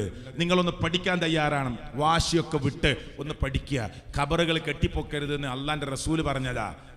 ഇപ്പൊ ഈ ഇന്നത്തെ ഈ പ്രോഗ്രാമിന്റെ ചെലവ് കേട്ടോ, ഒരു 2 ജാറ 3 ജാറ ഉണ്ടാക്കാനുള്ള പൈസ വേണ്ടി വരും ഇന്നത്തെ ഈ പരിപാടിന്റെ ചെലവ്. മനസ്സിലായില്ലേ? ഞാൻ ഈ പറയുന്നതിന്റെ അർത്ഥം മനസ്സിലായില്ലേ? ഒരു 15 ഹോളോ ബ്രിക്ക്, ഒരു 2 ചാക്ക് ഏറി വന്ന 2 ചാക്ക് സിമെന്റ്, ഒരു 1/2 കുടിസ് മണല്, ജാറായി. അതിൻ്റെ ഉള്ളിൽ ആരാന്നൊന്നും ആരും പരിശോധിക്കൂല. ചിന്തിക്കാനായി പറയണത്, ആലോചിക്ക. ഒരു കൈയല്ലേ അവിടെ ജാറത്തിലുള്ളത്, ഒരു സ്ഥലത്ത് കാല് മാത്രമാണ് ജാറത്തിലുള്ളത്, അല്ലേ? എടപ്പാളിലേക്ക് പോകുമ്പോൾ ഹൈവേയിൽ ചുമന്ന വിരിപ്പിട്ട ജാറാണുള്ളത്. എന്തിനാ അങ്ങനെ? വണ്ടികളൊക്കെ പെട്ടെന്ന് കാണാനാണ്. അല്ലെങ്കിൽ ചിലപ്പോൾ അതിൽ പോയി വണ്ടി കയറും. അതുകൊണ്ട് എല്ലാ സ്ഥലത്തും പച്ചയാണ്. എടപ്പാളിൽ ഹൈവേയിൽ കിടക്കുന്ന ജാറം ചുമന്ന തുണി കൊണ്ടാ പുതച്ചിട്ടുള്ളത്. ശ്രദ്ധിച്ചിട്ടില്ലേ? അങ്ങനെ ഓടിക്കയറണ വണ്ടിനെ തടുക്കാൻ ഈ ഖബറിൽ ആരെങ്കിലും ഉണ്ടെങ്കിൽ ആ കിടക്കണ ആക്ക് കഴിവില്ലാത്തോണ്ടല്ലേ ഇപ്പോ എല്ലാവരും പെട്ടെന്ന് കാണട്ടെ നിലക്ക് ചുമന്ന വിരിപ്പിട്ടിട്ടുള്ളത് ആണ്. എല്ലാവരുടെ പൈസയും നഷ്ടപ്പെട്ടാൽ 500ഉം 1000ഉം ഈ പെട്ടിയിൽ, ഒരു ജാറത്തിന്റെ മുന്നിൽ വെച്ച പെട്ടിയിലിട്ടാൽ കളഞ്ഞുപോയ സാധനം തിരിച്ചിട്ടുമെന്ന വിശ്വാസത്തില് ജാറല്ലേ കേരളത്തിൽ ഉണ്ട്. അവിടെ റമദാൻ മാസം അവസാനത്തെ 10 ആ പെട്ടി കുറ്റിയടക്കം കള്ളം കൊണ്ടുപോയി കേട്ടോ. ജാറ കമ്മിറ്റി എന്താ ചെയ്യേണ്ടത്? വേറൊരു കുറ്റി വെച്ചിട്ട് 500 കമ്മിറ്റി ഇടുക. അപ്പോൾ ആദ്യം പോയ പെട്ടി പൈസയും കിട്ടണ്ടേ? അത് കമ്മിറ്റിക്ക് നടക്കൂല. കമ്മിറ്റി പോലീസിൽ പരാതി കൊടുത്തു. റമദാൻ മാസമാണ്, വലിയ സംഖ്യ ഉണ്ടാവും, തൊണ്ടി സഹിതം പിടികൂടി തരണം, പെട്ടെന്ന് പിടികൂടണം, CCTV ഒക്കെ സഹായത്തിനെത്താം. അപ്പൊ ജാറ കമ്മിറ്റിന്റെ പൈസ പോയപ്പോ CCTV വേണം, പോലീസ് വേണം, എല്ലാവരും വേണം, പോലീസ് നായ വേണം. നാട്ടുകാരത് പോയാലോ ജാറത്തിന്റെ അടുത്ത് വെച്ച പെട്ടിയിൽ 500,000 ഇട്ടാൽ മതി. കിട്ടിയാലും കിട്ടിയിട്ടില്ലെങ്കിലും ആളുകൾക്ക് മനസ്സിന് സമാധാനം ഉണ്ടാവും. ചിന്തിക്കുന്നുണ്ടോ? ഈ കബറ് കെട്ടിപ്പൊക്കി കബറ് ജാറമാക്കരുത് എന്ന് നമ്മൾ പറഞ്ഞതാണോ? ചിന്തിക്കാനായത് പറയണത്. ഈ നാട്ടില് പള്ളി ദർസ് ഉണ്ടാവില്ലേ? സമസ്തയുടെ പള്ളി ദർസ് ഉണ്ടാവില്ലേ? ആ പള്ളി ദർസിൽ ഓതി കൊടുക്കുന്ന കിതാബിൽ എന്താ അറിയോ? വതജിബുൽ മുബാദറതു ലിഹദ്മിഹാ വഹദ്മിൽ കിബാബില്ലതി അലൽ ഖുബൂർ ഇദ് ഹിയ അളറു മിൻ മസ്ജിദിൽ ദിറാർ ലിഅന്നഹാ ഉസ്സിസത് അലാ മഅസിയത്തി റസൂലില്ലാഹി സ്വല്ലല്ലാഹു അലൈഹി വസല്ലം. എന്താ ഈ പറഞ്ഞതിന്റെ അർത്ഥം? ഖബറിന്റെ മേലെ കെട്ടിയുണ്ടാക്കിയ കുബ്ബകളും എടുപ്പുകളും പൊളിച്ചു നീക്കൽ നിർബന്ധമാണ്. ആരവണ്? ഷാഫി മദ്ഹബ്. ഖബറിന്റെ മേലെ കെട്ടിപ്പടുത്തുണ്ടാക്കിയ കുബ്ബകളും എടുപ്പുകളും പൊളിച്ചു നീക്കൽ നിർബന്ധമാണ്. കപട വിശ്വാസികൾ ഉണ്ടാക്കിയ പള്ളിയേക്കാൾ അപകടമാണത്. അത് അല്ലാഹുവിന്റെ പ്രവാചകന്റെ അടിസ്ഥാന കൽപ്പനക്കെതിരാണ്. എന്നിട്ട് അതേ കിതാബിൽ പറയുന്നു ലിഅന്നഹു നഹാ അൻ ദാലിക്, മുത്തുനബി അത് ചെയ്യരുത് എന്നാണ് പറഞ്ഞിട്ടുള്ളത്. വഅമറ സല്ലല്ലാഹു അലൈഹി വസല്ലം, അല്ലാഹുവിന്റെ പ്രവാചകന്റെ കൽപ്പനയുണ്ട് ബിഹദ്മി ഖുബൂരിൽ മുശ്രിഫ, പൊന്തി നിൽക്കുന്ന ഖബറുകളെ സാധാരണ ഖബറാക്കണം. ഒരു ഉസ്താദ് ഒരു സ്റ്റേജ് കെട്ടിയതൊന്ന് പറഞ്ഞു കൊടുക്കട്ടെ, ഒന്ന് വയൽ പറയട്ടെ. ഇങ്ങനെ കിതാബിലുണ്ട് ഖബർ കെട്ടിപ്പൊക്കാൻ പാടില്ല. ഇനി കൊടുക്കുന്ന മറുപടി അപ്പൊ പറഞ്ഞുതരാ. അതൊക്കെ കിതാബിലുണ്ട്, ഞങ്ങളൊക്കെ വായിച്ചിട്ടുണ്ട്, ഞങ്ങൾ കണ്ടിട്ടുണ്ട്, കിതാബൊക്കെ ഞങ്ങൾ ഓതിയതുമാണ്. പക്ഷേ അതിന്റെ ഉദ്ദേശങ്ങൾ പറയുന്ന പോലെയല്ല. അത് സാധാരണക്കാരെ ഖബർ കെട്ടിപ്പൊക്കിയാലാ പൊളിക്കേണ്ടത്. മഹാരഥന്മാരുടെ ഖബർ കെട്ടിപ്പൊക്കിയാൽ പൊളിക്കേണ്ട ആവശ്യമില്ല. കെട്ടിപ്പൊക്കാം. അതെവിടെയുള്ളത്? അതേത് ഹദീസിലുള്ളത്? അത് നമുക്ക് കിട്ടിയ നമ്മളും കെട്ടാം. റെഡി? ഏത് കിതാബിലാ? ബുഖാരിയിലുണ്ടോ, മുസ്ലിമിലുണ്ടോ, തുർമുദിയിലുണ്ടോ, നസായിലുണ്ടോ, ഇബ്നു മാജയിലുണ്ടോ? ഏത് ഹദീസിന്റെ ഗ്രന്ഥത്തിലാ മഹാരഥന്മാരുടെ ഖബറുകൾ കെട്ടിപ്പൊക്കാം? ഏറ്റവും വലിയ മഹാനാരാ ലോകത്ത്? മുഹമ്മദ് റസൂൽ സല്ലല്ലാഹു അലൈഹി വസല്ലമ. മുത്തുനബിയുടെ ഖബറിന്റെ വലിപ്പത്രേ? ഉംറക്കൊക്കെ പോകുന്ന ആളുകള് ഉസ്താദുമാര് കൊണ്ടുപോയിട്ട് പറയും, ഈ ഓട്ടയെ കൂടി നോക്കിക്കോളി, നബിന്റെ ഖബർ കാണാൻ. ഒരു വിരിപ്പ് കാണും. എന്നിട്ട് ആളുകൾ പറയും, ഞാൻ മമ്പറത്ത് പോയതുപോലെ തന്നെ, ഏർവാടി നാഗൂരൊക്കെ പോയതുപോലെ തന്നെ വലിയ ഖബറ കെട്ടിപ്പൊക്കി പച്ചോണ്ട് പുതച്ചിട്ടുണ്ട് എന്നൊക്കെ പറയും. ഗിന്നസ് ബുക്കിൽ അവാർഡ് ഇട്ടേണ്ട നുണയാണ്. അറിയാത്തോണ്ട് പറയാണ്. 3 ചുമരുകൾക്കുള്ളിലാണ്, മിനിമം 3 ചുമരുകൾക്കുള്ളിലായി ആയിഷ ബീബി റളിയല്ലാഹു അൻഹയുടെ റൂമിനുള്ളിലാണ് മുത്തുനബി സല്ലല്ലാഹു അലൈഹി വസല്ലം ഖബറുള്ളത്. ആ ഖബർ കണ്ട സഹാബികൾ കിതാബിൽ എഴുതിച്ചത് എന്താ? ജാബിർ റളിയല്ലാഹു പറയാ, വലിയ സഹാബി പറയാ, റുഫിഅ ഖബറുഹു, മുത്തുനബിയുടെ ഖബർ ഉയർത്തപ്പെട്ടിട്ടുണ്ട്, മിനൽ അർളി, ഭൂമിയിൽ നിന്ന്, നഹ്വം മിൻ ശിബ്ർ, ഏകദേശം 1 ചാണോളം. 1 ചാണെന്ന് ഉറപ്പിച്ച് പറഞ്ഞിട്ടില്ല സഹാബികള്, ഏകദേശം 1 ചാണോളം. ഇതാ കിതാബിൽ കിടക്കണത് അല്ലേ? എന്നിട്ട് അല്ലാഹുവിന്റെ പ്രവാചകൻ സല്ലല്ലാഹു അലൈഹി വസല്ലം കൽപ്പനയുണ്ട്. ഇത് പള്ളി ദർസിൽ ഓതി കൊടുക്കുന്ന കിതാബിലാ. ഇത് പണ്ഡിതന്മാരെന്താണ്? നിങ്ങൾ ഈ പറയുന്ന കിതാബൊക്കെ ഞങ്ങൾ ഓതി പഠിച്ചവരാണ്, അൽഹംദുലില്ലാ, പഠിക്കണം. പക്ഷെ സമൂഹത്തോടത് പറയലില്ല. അതുകൊണ്ടാണ് ഞങ്ങൾ പറയുന്നത്. അതേ കിതാബിൽ അടുത്ത വരി കണ്ടോ? ഈ ഖബറുകൾക്ക് മേലെ തൂക്കിയ വിളക്കുകൾ, ബഹുശാഖ വിളക്കുകൾ, തോരണ വിളക്കുകൾ നീക്കം ചെയ്യൽ നിർബന്ധമാണ്. അങ്ങനെ ഖബറിന്റെ അടുത്ത് തൂക്കാനും സ്ഥാപിക്കാനും വിളക്കുകൾ വഖഫ് ചെയ്യരുത്, സ്വഹീഹല്ല. നേർച്ചയാക്കരുത്, സ്വഹീഹല്ല. ഇതാ കിതാബ് കിടക്കണത്. ഇനി വേണ്ട, അള്ളാന്റെ റസൂല് വഫാത്താകുന്നെന്ന് നിങ്ങൾക്ക് ഇഷ്ടപ്പെട്ട പണ്ഡിതന്മാരും ഉസ്താദ്മാരോട് ചോദിച്ചു നോക്കി. നിങ്ങൾക്ക് ഇഷ്ടപ്പെട്ട കുറച്ചൊക്കെ ഒരു പടച്ചോനെ പേടിയുണ്ട് എന്ന് തോന്നുന്ന ഒരു ഉസ്താദിനോട് ചോദിച്ചു നോക്കി. അള്ളാന്റെ റസൂല് വഫാത്താകുന്ന അന്ന് അള്ളാന്റെ റസൂൽ ആയിഷ ബീവിന്റെ മടിയിൽ കിടന്നിട്ട് പറഞ്ഞ എന്താ അറിയോ? അല്ലാഹുമ്മ, ഇതെല്ലാ മുസ്ലിങ്ങൾക്കും ഒറ്റ ഹദീസിന്റെ ഗ്രന്ഥങ്ങളല്ലേ ഉള്ളത്, ഒരേ ഖുർആനല്ലേ ഉള്ളത് അല്ലേ? ഷിയാക്കൾക്ക് ഒഴിച്ച് ബാക്കി ലോകത്തെ എല്ലാ മുസ്ലിങ്ങൾക്കും ഒരൊറ്റ ഖുർആനുള്ളൂ. നമുക്ക് 6200 ചില്ലാൻ ആയത്താ, ഷിയാക്കൾക്ക് 17,000 ആയത്തുണ്ട് എന്നാണ് ഓലെ വിശ്വാസം. ഇറാനും അപ്പുറത്തും ഇപ്പുറത്തൊക്കെ യുദ്ധം നടന്നില്ലേ, ചർച്ചകൾ കുറെ നടന്നില്ലേ? അപ്പുറത്ത് മരിച്ച ആള് ഷഹീദാന്നൊക്കെ പറഞ്ഞില്ലേ? അവരെ വാദം എന്താ അറിയോ? അബൂബക്കർ സിദ്ദീഖ് റളിയല്ലാഹു, ഉമർ ഇബ്നുൽ ഖത്താബ് റളിയല്ലാഹു അൻഹു ഖുർആൻ എന്ന അവരുടെ ഇഷ്ടപ്രകാരം ഒരുപാട് കുറച്ചായത്തൊന്നല്ല വെട്ടിയത്, 2-3 ആയത്തൊന്നല്ല, 17,000 ആയത്തുണ്ടായിരുന്നു. അതിൽ 6,200 ചില്ലാൻ ആയത്തെടുത്തിട്ട് ബാക്കി 10,000-ലധികം ആയത്ത് വെട്ടിമാറ്റി. പുകഴ്ത്തി പറയുന്ന ആളുകൾ ശ്രദ്ധിക്കണം കേട്ടോ. അമേരിക്ക വൃത്തികേട് ചെയ്തിട്ടുണ്ട്. ജൂതലോബികൾ രാക്ഷസന്മാരാണ്. റമദാനിന്റെ പട്ടാപ്പകല് പോലും നമ്മുടെ പെങ്ങന്മാരെ കൊണ്ടുപോയി ക്രൂരമായ ബലാത്സംഗത്തിനിരയാക്കിയ ജൂതരാക്ഷസ പട്ടാളമുണ്ടല്ലോ, അവർ നാളെ വേദനിക്കാതെ, ഖുദ്സിന്റെ മണ്ണ് ചിരിക്കാതെ, ജൂതലോബികൾ നെട്ടോട്ടമോടാതെ, മരങ്ങളും ചെടികളും അവർക്കെതിരെയാവാതെ, കല്ലുകൾ പോലും അവർക്കെതിരാവാതെ ജൂതരാക്ഷസൻ ഈ ലോകത്ത് നിന്ന് വിട പറയുകയില്ല.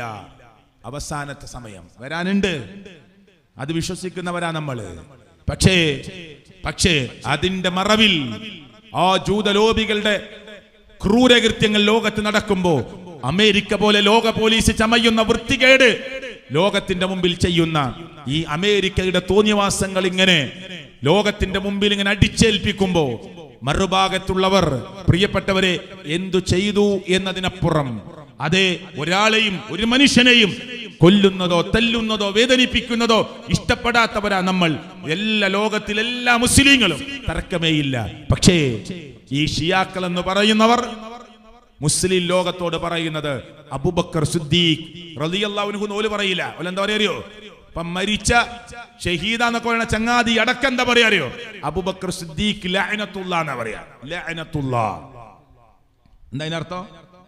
അബൂബക്കർ സിദ്ദീഖ്, അബൂബക്കർ ലഅനത്തുല്ലാ, അബൂബക്കർ അല്ലാഹ് ശപിക്കട്ടെ. ഉമർ ലഅനത്തുല്ലാ, ഉമറിനെ അല്ലാഹ് ശപിക്കട്ടെ. ഉസ്മാൻ ലഅനത്തുല്ലാ, ഉസ്മാനിലെ അല്ലാഹു ശപിക്കട്ടെ. നമ്മള് സഹാബികളുടെ പേരുകൾക്കും എന്താ പറയാ? റളിയല്ലാഹു അൻഹു. ഞാൻ ആ വിഷയത്തിൽ പിന്നെ തർക്ക വിഷയത്തിലേക്ക് പോകാനല്ല ഇത് പറയുന്നത്. അവരെ വിശ്വാസം 17,000 ആയത്ത് ഖുർആനിലുണ്ട്. എന്ന് അബൂബക്കർ സിദ്ദീഖ് റളിയല്ലാഹു, ഉമർ ഇബ്നുൽ ഖത്താബ് റളിയല്ലാഹു ഖുർആൻ ക്രോഡീകരിക്കാൻ നേതൃത്വം കൊടുത്ത ആളുകളാണ്. 10,000-ലധികം ആയത്ത്, 1-2 ഒരായത്തിന്റെ ഒരക്ഷരം വായിച്ചാൽ ഇസ്ലാമിൽ പിന്നെ സ്ഥാനമുണ്ടോ? 10,000-ലധികം ആയത്ത് ഡിലീറ്റാക്കി. അറിയോ? ഇപ്പം മരിച്ചാളടക്കം ഇറാനിന്റെ നേതാക്കന്മാർ പറഞ്ഞ എന്താ അറിയോ? ഞങ്ങൾക്കെങ്ങാനും മദീനയുടെ ഭരണം കിട്ടിയാൽ നബിയുടെ 2 ഭാഗത്ത് കിടക്കുന്ന ഖബർ മാന്തി പുറത്തെറിയും. അതാരെ 2 ഖബർ? അതായത് 2 ഖബർ അബൂബക്കർ സിദ്ദീഖ്, ഉമർ ഇബ്നുൽ ഖത്താബ് റളിയല്ലാഹു അൻഹു. ഞാൻ സാന്ദർഭികമായിട്ട് പറഞ്ഞതാ. ലോകത്തിലെല്ലാ മുസ്ലിങ്ങൾക്കും ഒറ്റ ഖുർആനാണ്. ലോകത്തിലെല്ലാ മുസ്ലിങ്ങൾക്കും പഠിക്കാൻ ബുഖാരി, മുസ്ലിം, മുത്തഫഖുൻ അലൈഹി ഹദീസായ ഒക്കെ എല്ലാവർക്കും ഒന്നാ അല്ലേ? അതിനെ വിശദീകരിച്ച് പഠിച്ച് മനസ്സിലാക്കുന്ന പണ്ഡിതന്മാരുടെ കിതാബിൽ നിന്നാണ് ഞാൻ ചില വരി വായിച്ചത്. മുത്തുനബി ലോകത്ത് നിന്ന് വഫാത്താകുമ്പോ ആയിഷ ഉമ്മ, നമ്മുടെ ഉമ്മ, മുത്തുനബിയുടെ പ്രിയപ്പെട്ട പത്നി ആയിഷ റളിയല്ലാഹു അൻഹയുടെ മടിയിൽ കിടന്ന് പറഞ്ഞെന്താ അറിയോ? ഈ നാട്ടിലെ സമസ്തയിൽപ്പെട്ട മുഴുവൻ മനുഷ്യരും ശ്രദ്ധിച്ചു കേട്ടോളി, അള്ളാന്റെ റസൂല് മരിക്കുന്നെന്ന്, വഫാത്താകുന്നെന്ന് പറഞ്ഞെന്താ അറിയോ? അല്ലാഹുമ്മ, അല്ലാഹുവേ, ലാ തജ്അൽ ഖബരി ഈദാ, അല്ലാഹുവേ എൻ്റെ ഖബറിനെ ഒരു ഉത്സവ സ്ഥലമാക്കി കൊടുക്കരുത് അല്ലാഹ്. പറഞ്ഞിട്ടുണ്ടോ ഇല്ലേ? പറഞ്ഞിട്ടുണ്ടോ ഇല്ലേ? ഹദീസിന്റെ ഗ്രന്ഥത്തിൽ ഉണ്ടോ ഇല്ലേ? ആയിഷ ബിബി റളിയല്ലാഹു അൻഹ ലോകത്തോട് പറഞ്ഞിട്ടുണ്ടോ ഇല്ലേ? എൻ്റെ ഭർത്താവ് വഫാത്താകുന്നെന്ന് മുത്തു നബി മരണത്തോട് മല്ലടിക്കുന്ന നേരത്ത് ചുണ്ടുകൾ ഇളക്കി പറഞ്ഞത് അല്ലാഹുമ്മ ലാ തജ്അൽ ഖബരി ഈദാ, എന്റെ ഖബറിനെ ഒരു ഉത്സവ പറമ്പാക്കി കൊടുക്കരുത് അല്ലാഹ്. സൗദി ഗവൺമെന്റ് ഇതുവരെ കൊടുത്തിട്ടില്ല. ഇതുവരെ ആ പ്രാർത്ഥനക്കുള്ള ഉത്തരാത്. അവിടെ 30, 40, 50 കൊല്ലായിട്ട് ആ ഖബറിന്റെ പരിസരത്ത് നിൽക്കുന്ന പണ്ഡിതന്മാരുണ്ട്. അവരോട് ചോദിച്ചു നോക്കി, നിങ്ങൾ ഇംഗ്ലീഷിലോ അറബിയിലോ ചോദിച്ചു നോക്ക്, നിങ്ങൾ ഇവിടെ എത്ര കൊല്ലായി? 40 കൊല്ലായി. നിങ്ങൾ നബിയുടെ ഖബർ കണ്ടോ? ഇല്ല, ആർക്കും കാണാൻ പറ്റിയ നിലയിലല്ല. ഉംറക്കാകെ ഇവിടുന്ന് പോയി 4, 8, 5, 6 ഉംറക്ക് പോയി എന്ന് പറഞ്ഞ ആളുകള് സിയാറത്തിന് പോയപ്പോ ശരിക്കും കണ്ടു. 40 കൊല്ലായിട്ട് അവിടെ ആ ഖബറിന്റെ പരിസരത്ത് നിൽക്കുന്ന പണ്ഡിതന്മാരോ കണ്ടിട്ടേ ഇല്ല. 50 കൊല്ലായി നിൽക്കുന്നവരോ കണ്ടിട്ടില്ല. 60 കൊല്ലായിട്ട് നിൽക്കുന്നവരോ കണ്ടിട്ടില്ല. കാണാൻ പറ്റിയ നിലയിലല്ല. നിൽക്കട്ടെ. മുത്തുനബി പ്രാർത്ഥിച്ചത് എന്താ? എന്റെ ഖബറിനെ ആരാധിക്കപ്പെടുന്ന ബിംബമാക്കരുത് അല്ലാ. അടുത്ത പ്രാർത്ഥന, അല്ലാഹുമ്മ ലാ തജ്അൽ ഖബരി വസനൻ യുഅബദ്. പടച്ചോനെ, എന്റെ ഖബറിനെ ഒരു ആരാധിക്കപ്പെടുന്ന ബിംബമാക്കരുത് അല്ലാ. അങ്ങനെ 3 മറയിട്ട് വലിയ ചുമരുകൾ കൊണ്ട് കെട്ടി ഒരു റൂമിനുള്ളിൽ സാധാരണ ഖബറാക്കി അവിടെ വെച്ചത് എന്തിനാറിയോ? ഈ പ്രാർത്ഥനക്കുള്ള ഉത്തര. ആയിഷ ബീവി പറഞ്ഞെന്താ അറിയോ? പ്രശ്നമില്ലെങ്കിൽ പുറത്താക്കാമായിരുന്നു, കാണുന്ന രൂപത്തിലാക്കാമായിരുന്നു, പക്ഷെ കൗമ വിടൂലാന്ന് ആയിഷ ബീവി പറഞ്ഞതാ. ആയിഷ ബീവി മുത്തുനബി വഫാത്തായിട്ട് ആയിഷ ബീവി താമസം മാറിയോ? ഇല്ല, അതേ റൂമിലാ താമസിക്കുന്നത്. ഖബറെന്ത്? ആരെ ഖബറാ അടുത്തുള്ളത്? ആയിഷ ബീവി ഉറങ്ങുന്ന സ്ഥലത്ത് ഖബറുണ്ട്. ആരെ ഖബറ്? നമ്മുടെ നേതാവായ തങ്ങളായ മുത്തുനബി സല്ലല്ലാഹു അലൈഹി വസല്ലം ഖബറ്. എന്നിട്ട് ആയിഷ ബീവി പട്ടിണി കിടക്കുക. അന്വേഷിച്ചറിഞ്ഞപ്പോ അബ്ദുറഹ്മാൻ ഇബ്നു ഔഫ് റളിയല്ലാഹു പറയാണ്, നബിയുടെ പ്രിയപ്പെട്ട പത്നി ആയിഷ ബീവി പട്ടിണിയിലാണ്, 5 പൈസ കയ്യിലില്ല, പട്ടിണിയില്ല. എന്നിട്ട് ഭക്ഷണ വിഭവങ്ങളും പൈസയും കൊടുത്തയച്ചു. ആരെ ഖബറാ റൂമിനുള്ളില്? മുത്തുനബിയുടെ ഖബറ്. ഒരു കൈ മാത്രമുള്ള ഖബർ വെച്ചിട്ട് പൈസ ഉണ്ടാക്കുക, കാല് മാത്രമുള്ള ഖബർ വെച്ചിട്ട് പൈസ ഉണ്ടാക്കുക, ടെൻഡർ വിളിക്കുക 1.5 കോടിക്ക്, ഖബർ വിൽക്കുക. മനസ്സിലായോ? കൈമാറ്റം നടത്തുക. ഒരു 5 കൊല്ലത്തിന് നിങ്ങൾ നടത്തിക്കോളി. ഇതെന്താ സൂപ്പർ മാർക്കറ്റാ ആണോ? ഇതെന്താ കച്ചവട വിഭവ? നിങ്ങൾ ചിന്തിക്കാനാ ചോദിക്കണത്. അള്ളാന്റെ റസൂലിന്റെ ഖബർ റൂമിലുണ്ടായിട്ട് ആയിഷ ബീബി പട്ടിണി കിടക്കുക. അതിന്റെ ആ ഖബറിന്റെ പേരും പറഞ്ഞ് ഒരു ഗോതമ്പിന്റെ 1/2 കിലോ ഗോതമ്പ്, ഒരു കാരക്കന്റെ ചുളയുടെ പകുതി, ഒരു ചീള് വാങ്ങിയോ? ഖബറിന്റെ പേര് പറഞ്ഞ് മുത്തുനബിയുടെ പ്രാർത്ഥനയാണ്, എന്റെ ഖബറിനെ ആരാധിക്കപ്പെടുന്ന ബിംബമാക്കി കൊടുക്കരുത് അല്ലാ. ഉണ്ടോ ഇല്ല ഈ ദുആ? മുത്തുനബിയുടെ പ്രാർത്ഥനയാണ്, എന്റെ ഖബറിനെ ഒരു ഉത്സവ പറമ്പാക്കി കൊടുക്കരുത് അല്ലാ. ഈ കൊണ്ടോട്ടിയിലൊക്കെ നടക്കണില്ലേ, നമ്മൾ അടുത്തല്ലേ? ഇപ്പൊ ഏതാനും ദിവസം മുമ്പ് നടന്നില്ലേ? പത്രത്തിൽ കണ്ടില്ലേ, ടിവിയിൽ കണ്ടില്ലേ? പീരങ്കി എടുത്ത് ഓടുകയാണ്. മനസ്സിലായില്ലേ? അതാ ഉറൂസിന്റെ തുടക്കം. ചില സ്ഥലത്ത് കൊടികയറ്റമാണ്, ചില സ്ഥലത്ത് കൊടികൾക്കിടയിൽ നടന്നാൽ സഫാ മർവയ്ക്കിടയിൽ നടന്ന കൂലിട്ടുന്ന. ഹജ്ജിന് പോകേണ്ട ആവശ്യമില്ല, അങ്ങോട്ട് വന്നാൽ മദീന. ഇങ്ങനെ മുസ്ലിം ഉമ്മത്തിന്റെ മേലെ ഇസ്ലാമിനെ വക്രീകരിച്ച് പറയുന്നവർ ഗൗരവമായി ശ്രദ്ധിക്കണം. ഇനി നബിയുടെ ഒരു ഹദീസ് ശ്രദ്ധിച്ചോളൂ. നഹാ റസൂലുള്ളാഹ്, അല്ലാഹുവിന്റെ റസൂൽ സല്ലല്ലാഹു അലൈഹി വസല്ലം നിരോധിച്ചു, അൻ യുജസ്സൽ ഖബറു, ഖബറിന്റെ മേലെ നിങ്ങൾ കുമ്മായമോ സിമന്റോ പൂശരുത്. ഉണ്ടോ ഹദീസില്? വഅൻ യുബ്ന അലൈഹി, ഖബറിന്റെ മേലെ നിങ്ങൾ കെട്ടിപ്പടുക്കരുത്. വഅൻ യുഖഅദ അലൈഹി, ഖബറിന്റെ മേലെ നിങ്ങൾ ഇരിക്കരുത്. വഅൻ യുക്തബ അലൈഹി, ഖബറിന്റെ മേലെ നിങ്ങൾ എഴുതരുത്. സമസ്തക്കാർ സുന്നികളായ സലഫികളെ മുജാഹിദുകളെ കുറിച്ച് എന്താ പറയലോ? നബിയോട് ഇഷ്ടമില്ല, നബിനെ അനുസരിക്കൂല, പണ്ഡിതന്മാരോട് ബഹുമാനമില്ല, സ്വലാത്തില്ല, ദിക്റില്ല എന്നൊക്കെ പറയാ. ഈ ഹദീസിൽ 4 കാര്യം ചെയ്യരുതെന്ന് നബി പറഞ്ഞു. 4 ചെയ്യും സമസ്തക്കാര്. കണ്ടോ? സമസ്തയിലെ സാധാരണക്കാരെ പറഞ്ഞിട്ട് കാര്യമില്ല, ഉസ്താദ്മാര് പറഞ്ഞു കൊടുക്കുകയാണ്. 4 കാര്യം ഈ ഹദീസിൽ ചെയ്യരുതെന്ന് പറഞ്ഞു. ഏത്? ഖബറിന്റെ മേലെ കുമ്മായോ സിമന്റോ ഇടരുത്, സെൽഫികൾ ഇടൂല. ഖബറിന്റെ മേലെ നിങ്ങൾ കെട്ടിപ്പടുക്കരുത്, സെൽഫികൾ കെട്ടിപ്പടുക്കൂല. ഖബറിന്റെ മേലെ നിങ്ങൾ കയറി ഇരിക്കരുത്, കുറ്റിപ്പൊരിയും കെട്ടി ഖുർആൻ ഓതായിരിക്കലുണ്ട്, ഞങ്ങൾ ഇരിക്കലില്ല. ഖബറിന്റെ മേലെ നിങ്ങൾ എഴുതരുത്, ഞങ്ങൾ എഴുതലില്ല. ഒരു മാർബിളിന്റെ കഷ്ണം, ചന്ദ്രക്കല, പിന്നെ 786 ഉമ്മാന്റെ പേര്, ജനിച്ച ഡേറ്റ്, മരിച്ച ഡേറ്റ്, അത് ഒരു മാർബിളിന്റെ കഷ്ണം വാങ്ങാൻ സെൽഫിയുടെ കയ്യിൽ, മുജാഹിദുടെ കയ്യിൽ പൈസ ഇല്ലാത്തോണ്ടല്ല, വാങ്ങൂല ഞങ്ങൾ. അള്ളാന്റെ റസൂലിന്റെ ഉപദേശമാണ്, ഖബറിന്റെ മേലെ നിങ്ങൾ എഴുതല്ലേ. അതുകൊണ്ടാണ് എഴുതാത്തത്. അല്ലാതെ ഒരു വാപ്പാന്റെ ഖബർ ഒരു 10 വെട്ടല് വാങ്ങി ഒന്ന് ഉഷാറാക്കാനുള്ള പൈസ ഇല്ലാത്തോണ്ടല്ല. ചെയ്യാത്തത് എന്താണ്? മുത്ത് റസൂൽ സല്ലല്ലാഹു അലൈഹി വസല്ലം കൽപ്പനയാണ്, ഖബറിന്റെ മേലെ സിമന്റോ കുമ്മായമോ പൂശല്ലേ, ഖബറിന്റെ മേലെ കുമ്മായം അടിക്കല്ലേ, ഖബറിന്റെ മേലെ കെട്ടിപ്പടുക്കല്ലേ, ഖബറിന്റെ മേലെ കയറിയിരിക്കല്ലേ, ഖബറിന്റെ മേലെ എഴുതല്ലേ. ഇമാം ഷാഫി റഹ്മത്തുള്ളാഹി അലൈഹി തന്റെ കിതാബിൽ ഹദീസ് കൊണ്ടുവന്നിട്ടില്ലേ? ഞാൻ ഹദീസിന്റെ പദം പറഞ്ഞില്ലേ? നഹാ റസൂലുള്ളാഹ്, അല്ലാഹുവിന്റെ റസൂൽ നിരോധിച്ചു, അൻ യുജസ്സൽ ഖബറു വഅൻ യുബ്ന അലൈഹി വഅൻ യുഖഅദ അലൈഹി വഅൻ യുക്തബ അലൈഹി. ഈ 4 കാര്യം നിങ്ങൾ ചെയ്യരുത്. പക്ഷെ ആരാ ചെയ്യുന്നത്? അപ്പൊ ഞാൻ ഷാഫി മദ്ഹബിന്റെ കിതാബ് എന്ന് വായിച്ചു, ഹദീസ് എന്ന് പറഞ്ഞു, മുഹമ്മദ് റസൂൽ സല്ലല്ലാഹു അലൈഹി വസല്ലമ നിർദ്ദേശിച്ച കാര്യങ്ങൾ പറഞ്ഞു. ഇനി അല്ലാഹുവിന്റെ ഇപ്പോ ബലി പെരുന്നാൾ വരിക. നിങ്ങൾ ചിന്തിച്ചോ? മുമ്പൊക്കെ ബദരീങ്ങളുടെ ആണ്ടിനെ കുറേ പോത്തിനിറക്കുക. നിങ്ങളൊക്കെ നാട്ടിൽ അങ്ങനെയായിരുന്നോ?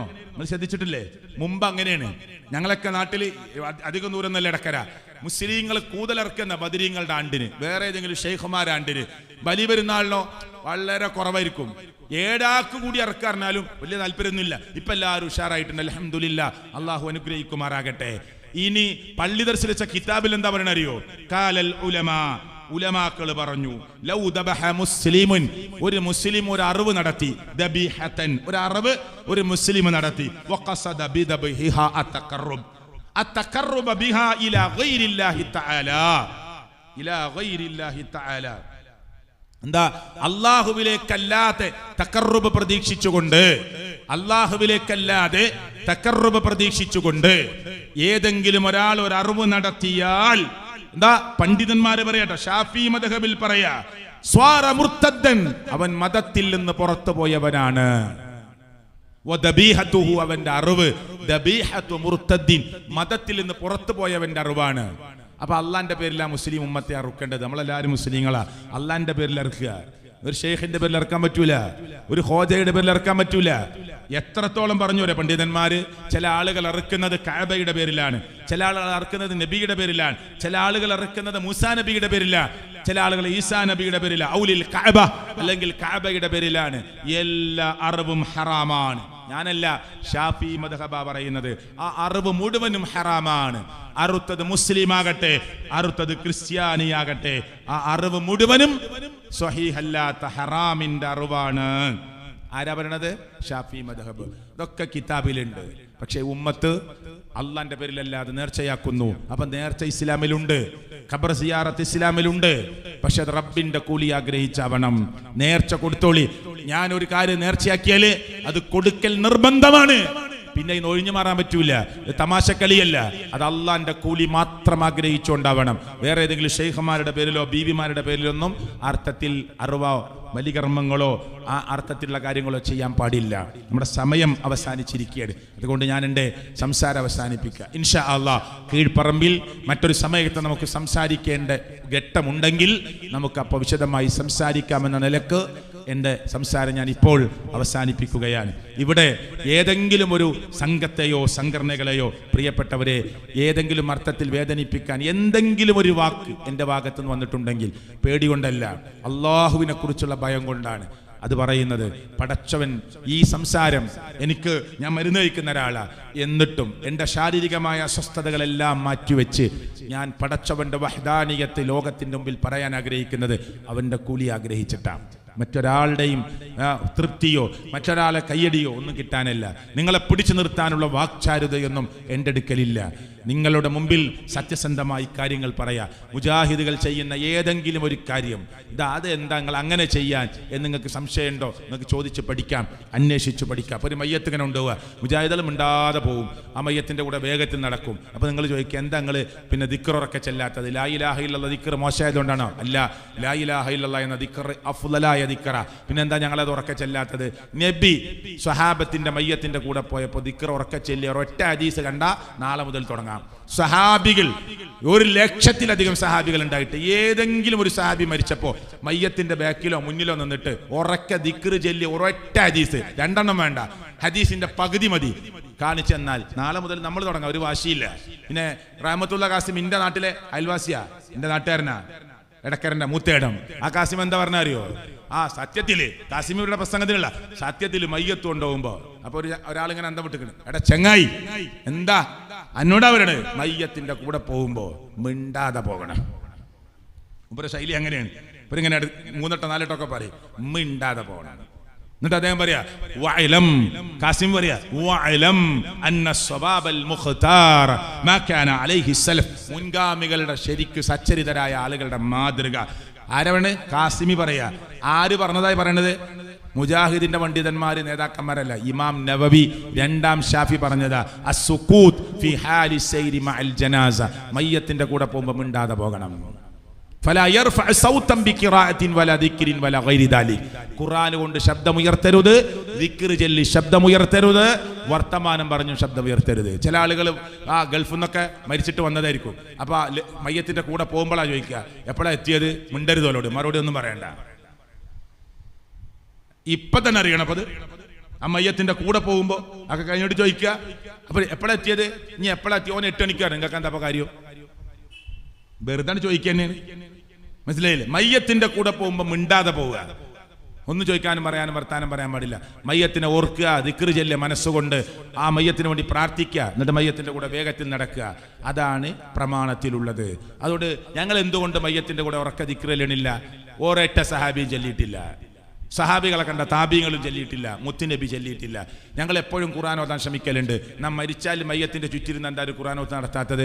ഒരൊറ്റ സഹാബിയും അങ്ങനെ ഒരു ആചാര ഖുർആൻ ഓത്ത് നടത്തിയിട്ടില്ല. നബിയും കാണിച്ചു തന്നിട്ടില്ല, താബീങ്ങളും കാണിച്ചു തന്നിട്ടില്ല. പിന്നെ ഇമാം ഷാഫി പോലും പറഞ്ഞിട്ടുള്ളത് അത് ചെയ്യുന്നത് മുത്തുനബിയുടെ അടുക്കൽ നിന്ന് തെളിവ് കിട്ടിയിട്ടില്ല. ഇപ്പോൾ വായിക്കാനും പറയാനും സമയമില്ലാത്തത് കൊണ്ടാണ്. ഈ നിലക്ക് നിങ്ങൾ ഈ ഇസ്ലാഹി പ്രസ്ഥാനത്തെ മനസ്സിലാക്കുക. എന്താ കണ്ണൂക്കടത്താത്തത് പറഞ്ഞ് അവസാനിപ്പിക്കുക. എന്താ മുജാഹിദുകൾ കണ്ണൂക്കടത്താത്തത്? ഒരു 100 ആൾക്ക് ഭക്ഷണം ഉണ്ടാക്കി കൊടുക്കാൻ പൈസ ഇല്ലാത്തതുകൊണ്ടല്ല. പിന്നെ അള്ളാന്റെ റസൂലും സഹാബത്തും 3 ദിവസം അങ്ങോട്ട് ഭക്ഷണം കൊടുക്കാനാ പറഞ്ഞേ, മരിച്ച വീട്ടിക്ക് അങ്ങോട്ട് കൊടുക്കാൻ. ഒരാൾ നമ്മളെ അയൽവാസി അബൂബക്കർക്ക് മരിച്ചു, മുഹമ്മദൊക്കെ മരിച്ചു. ആ വീട്ടിൽ ചെന്നിട്ട് ആ അബൂബക്കർക്കാൻ്റെ മക്കളോട് പറയാ, നിസ്കരിക്കാൻ സമയമായി, നമ്മൾ പള്ളിയിൽ പോവുക, നിസ്കരിക്കുക. പിന്നെ കഞ്ഞെന്തെങ്കിലും കുടിച്ചിട്ടുണ്ടോ? ഇല്ലേ, കുറച്ച് കഴിക്ക്. ഇങ്ങനെ കിടന്നിട്ട് എന്താ കാര്യം? എല്ലാവർക്കും മരിക്കണ്ടേ? സാരല്ല. അയൽവാസി അങ്ങോട്ട് 3 ദിവസം ഭക്ഷണം ഉണ്ടാക്കി കൊടുക്കണം. 3-ാമത്തെ ദിവസം അവിടെ കണ്ണൂക്കിന്റെ പേരും പറഞ്ഞ് പന്തലിട്ട് 4 മഞ്ചും ചെമ്പ് വെച്ച് ബിരിയാണി വെച്ച് ഉമ്മാന്റെ കണ്ണൂക്ക് ആചരിക്കുക. എന്താ കണ്ണൂക്ക്? ഉമ്മാന്റെ കണ്ണ് കബർന്ന് പുഴുക്കൾ കയറി ചാടും. ബാപ്പാന്റെ കണ്ണു പോക്കുനാ, കണ്ണ് പോക്ക്, അവനെ കണ്ണൂക്കായതാ. മനസ്സിലായില്ലേ? കണ്ണ് പോക്കാണ്. ഉമ്മാന്റെ കണ്ണ് പുഴുക്കൾ കയറി ചാടും, ബാപ്പാന്റെ കണ്ണ് പുഴുക്കൾ കയറി ചാടും. അതുകൊണ്ട് നമ്മളെന്താട്ടുക? പള്ളി ദർസിലെ കുട്ടികളെയും വിളിക്കുക, നാട്ടുകാരെയും വിളിക്കുക. ഉമ്മാന്റെ കണ്ണ് ഏതായാലും പോകും, നമുക്കൊരു ചിക്കൻ ബിരിയാണി ഒന്നും അറിയില്ല. ഇത് എന്തെങ്കിലും ഒരു ലോജിക്ക് ഉണ്ട് അതിന്? പ്രമാണം ഏതായാലും ഇല്ല, തെളിവ് ഏതായാലും ഇല്ല. എന്തെങ്കിലും ഒരു ബുദ്ധിയെങ്കിലും അതിന് പിന്നിലുണ്ടോ? അങ്ങോട്ട് കൊടുക്കാനാ പറഞ്ഞത്. ഇനി കിതാബ് ഷാഫി മദ്ഹബ് എന്താ പറഞ്ഞത്? ഒരാൾ മരിച്ചു, ആ മരണവുമായി ബന്ധപ്പെട്ട ആളുകളെ വിളിച്ചു കൂട്ടുക, അതിന് ഭക്ഷണം ഉണ്ടാക്കി കൊടുക്കുക. ഫലം യുൻകൽ ഫീഹി ശൈഉൻ, ഒരു രേഖയും അതിന് ഉദ്ധരിച്ചു വന്നിട്ടില്ല. വഹുവ ബിദ്അത്തുൻ ഗൈറു മുസ്തഹബ്ബ, അത് സുന്നത്താന്ന് ആരും വിചാരിക്കണ്ട, പുത്തൻ ആചാരമാണ്. ഇതാ ഷാഫി മദ്ഹബിലുള്ളത്. അതുകൊണ്ടാ പ്രിയപ്പെട്ടവരെ, മുജാഹിദുകൾ എന്നറിയപ്പെടുന്ന ഞങ്ങൾ ഈ കാര്യത്തിൽ നിന്ന് വിട്ടു. അത് ആരോടുള്ള വാശിയല്ല. നിങ്ങൾ പഠിക്കണം, നിങ്ങൾ ചിന്തിക്കണം. കീഴ്പ്പറമ്പിൽ എന്നെ കേട്ടവരെ, എൻ്റെ വാക്കിൽ നിങ്ങൾക്ക് ഇഷ്ടപ്പെടാത്ത വല്ല അക്ഷരവും വന്നിട്ടുണ്ടെങ്കിൽ എന്നോട് ക്ഷമിക്കണം. അള്ളാഹുവിൻ്റെ ദീനിനു വേണ്ടിയാണ്. പഠിക്കാൻ നിങ്ങൾ തയ്യാറാവണം, അന്വേഷിക്കാൻ തയ്യാറാവണം. അങ്ങനെ അന്വേഷിച്ചവരും പഠിച്ചവരുമാണ് നിങ്ങളുടെ മുമ്പിൽ ഇരിക്കുന്നത്. അല്ലാഹു തആല കൂടുതൽ പഠിക്കാനും കൂടുതൽ മനസ്സിലാക്കാനുമുള്ള തൗഫീക്ക് സർവശക്തനായ അല്ലാഹു നമുക്കെല്ലാവർക്കും പ്രദാനം ചെയ്യുമാറാകട്ടെ. നമ്മുടെ കൂട്ടുകുടുംബത്തിൽ നിന്ന് മരണപ്പെട്ടു പോയ ഉമ്മമാരുടെ, ജ്യേഷ്ഠാനിയന്മാരുടെ, ഭാര്യ ഭർത്താക്കന്മാരുടെ മക്കളുടെ ഖബറിനെ അല്ലാഹു തആല വിശാലമാക്കി കൊടുക്കുമാറാകട്ടെ. അവർക്ക് മഗ്ഫിറത്തും മർഹമത്തും നൽകി അള്ളാഹു അനുഗ്രഹിക്കുമാറാകട്ടെ. ജീവിതത്തിൻ്റെ എല്ലാ മേഖലകളിലും സർവശക്തനായ അള്ളാഹുവിനെ സൂക്ഷിച്ചും ഭയപ്പെട്ടും ജീവിച്ച് മറ്റൊരാളെയും ഭയപ്പെടാതെ ആ നിർഭയത്വം, ഈമാനിലൂടെ കിട്ടുന്ന അമ്ന്, നിർഭയത്വം, ആ സമാധാനം അള്ളാഹു നമുക്ക് പ്രദാനം ചെയ്യുമാറാകട്ടെ. അള്ളാഹുവേ, ഞങ്ങളുടെ കൂട്ടത്തിൽ രോഗികളുണ്ട്, നീ അള്ളാഹു അവർക്ക് ശമനം കൊടുക്കണേ. അള്ളാഹുവെ, ഞങ്ങളുടെ കൂട്ടത്തിൽ ഖുർആൻ പഠിക്കാൻ ആഗ്രഹിക്കുന്നവർ, ദീന് പഠിക്കാൻ ആഗ്രഹിക്കുന്നവർ, അവർക്കത് പൂർത്തീകരിക്കുവാനുള്ള എല്ലാ സാഹചര്യവും ഒരുക്കി കൊടുക്കണേ. എടക്കരയിൽ സാന്ദർഭികമായിട്ട് പറയാട്ടോ, എടക്കരയിൽ ഒരു ഹിഫ്ള് കോളേജ് ഉണ്ട്. അൽഹംദുലില്ലാഹ് 70-ലധികം കുട്ടികൾ അവിടുന്ന് ഹാഫിളുകളായി ഇറങ്ങി. ഈ വർഷം 2-3 കുട്ടികൾക്ക് കൂടി അവിടെ അഡ്മിഷന് ചാൻസ് ഉണ്ട്. 5-6 ക്ലാസ്സിലേക്കാണ്. 5-6 ക്ലാസ്സിലേക്ക് ആൺകുട്ടികളും പെൺകുട്ടികളും 2-3 കുട്ടികൾക്ക് കൂടി ചാൻസ് ഉണ്ട്. ആൺകുട്ടികൾക്ക് വേറെ സ്ഥലത്താണ്, പെൺകുട്ടികൾക്ക് വേറെ സ്ഥലത്താണ്. പെൺകുട്ടികൾക്ക് ഇതുവരെ ഉണ്ടായിരുന്നില്ല, ഈ വർഷം തുടങ്ങുകയാണ്. വളരെ ഒരു 10-12 കുട്ടികളെ വെച്ചിട്ടാണ് നമ്മൾ പെൺകുട്ടികളെ ഹിഫ്ള് കോളേജ് തുടങ്ങുന്നത്. 5-ാം ക്ലാസ് 6-ാം ക്ലാസ് സ്കൂളിലേക്ക് പാസ്സായ കുട്ടികളാണ്. അതിൻ്റെ മുകളിൽ പറ്റില്ല, അതിൻ്റെ താഴെയും പറ്റില്ല. ഒന്നില്ലെങ്കിൽ 5-ലേക്ക് അല്ലെങ്കിൽ 6-ലേക്ക്. അപ്പോൾ ആൺകുട്ടികളുടെ ക്യാമ്പസിലും പെൺകുട്ടികളുടെ ക്യാമ്പസിലും 2-3 കുട്ടികൾക്ക് ചാൻസ് ഉണ്ട് എന്ന കാര്യം പ്രത്യേകമായി നിങ്ങൾ അറിയിക്കുകയാണ്. അവിടെ ഓട്ടിസ്റ്റിക്കായ മക്കൾ പഠിക്കുന്ന ഒരു സ്ഥാപനമുണ്ട്. മെൻ്റലി റിട്ടാർഡ് സംഭവിച്ച കുട്ടികൾ പഠിക്കുന്ന ഒരു ക്യാമ്പസ് ഉണ്ട്. കണ്ണു കാണാത്ത 2-3 കുട്ടികളെ ഉള്ളൂ. ഹാൻഡിക്യാപ്ഡ് വിഭാഗത്തിൽപ്പെട്ട നോട്ടിച്ചില്ലാൻ കുട്ടികളെ സംരക്ഷിക്കുന്ന ഒരു കേന്ദ്രം നമുക്ക് ഇടക്കരയിലുണ്ട്. സാന്ദർഭികമായി പറഞ്ഞതാണ്. സമയം കിട്ടുമ്പോൾ നിങ്ങൾ അതിലൂടെ വരുമ്പോൾ സ്ഥാപനത്തെ സന്ദർശിക്കണം, വരണം എന്നൊക്കെ നിങ്ങളോട് പ്രത്യേകമായി ഓർമ്മപ്പെടുത്തുന്നു. അല്ലാഹു തആല നമ്മൾ നടത്തുന്ന എല്ലാ നല്ല കാര്യങ്ങളും അള്ളാഹു വലിയ പുണ്യകർമ്മമായി സ്വീകരിക്കുമാറാകട്ടെ. എല്ലാ നന്മയുടെ പിന്നിലും പ്രവർത്തിക്കുന്ന നമ്മുടെ ഓരോരുത്തർക്കും അള്ളാഹു അർഹമായ പ്രതിഫലം കൊടുക്കുമാറാകട്ടെ. അള്ളാഹുവെ, കടം കൊണ്ട് ബുദ്ധിമുട്ടുന്നവർ ഞങ്ങളുടെ കൂട്ടത്തിലുണ്ട്. ഹലാലായ മാർഗത്തിൽ വീട്ടാനും വീട്ടിയവനായി മരിക്കാനുമുള്ള സൗഭാഗ്യം ഞങ്ങൾക്ക് നീ പ്രദാനം ചെയ്യണേ അള്ളാഹ്. ربنا آتنا في الدنيا حسنة وفي الآخرة حسنة وقنا عذاب النار. آمين آمين برحمتك يا أرحم الراحمين. السلام عليكم ورحمة الله وبركاته.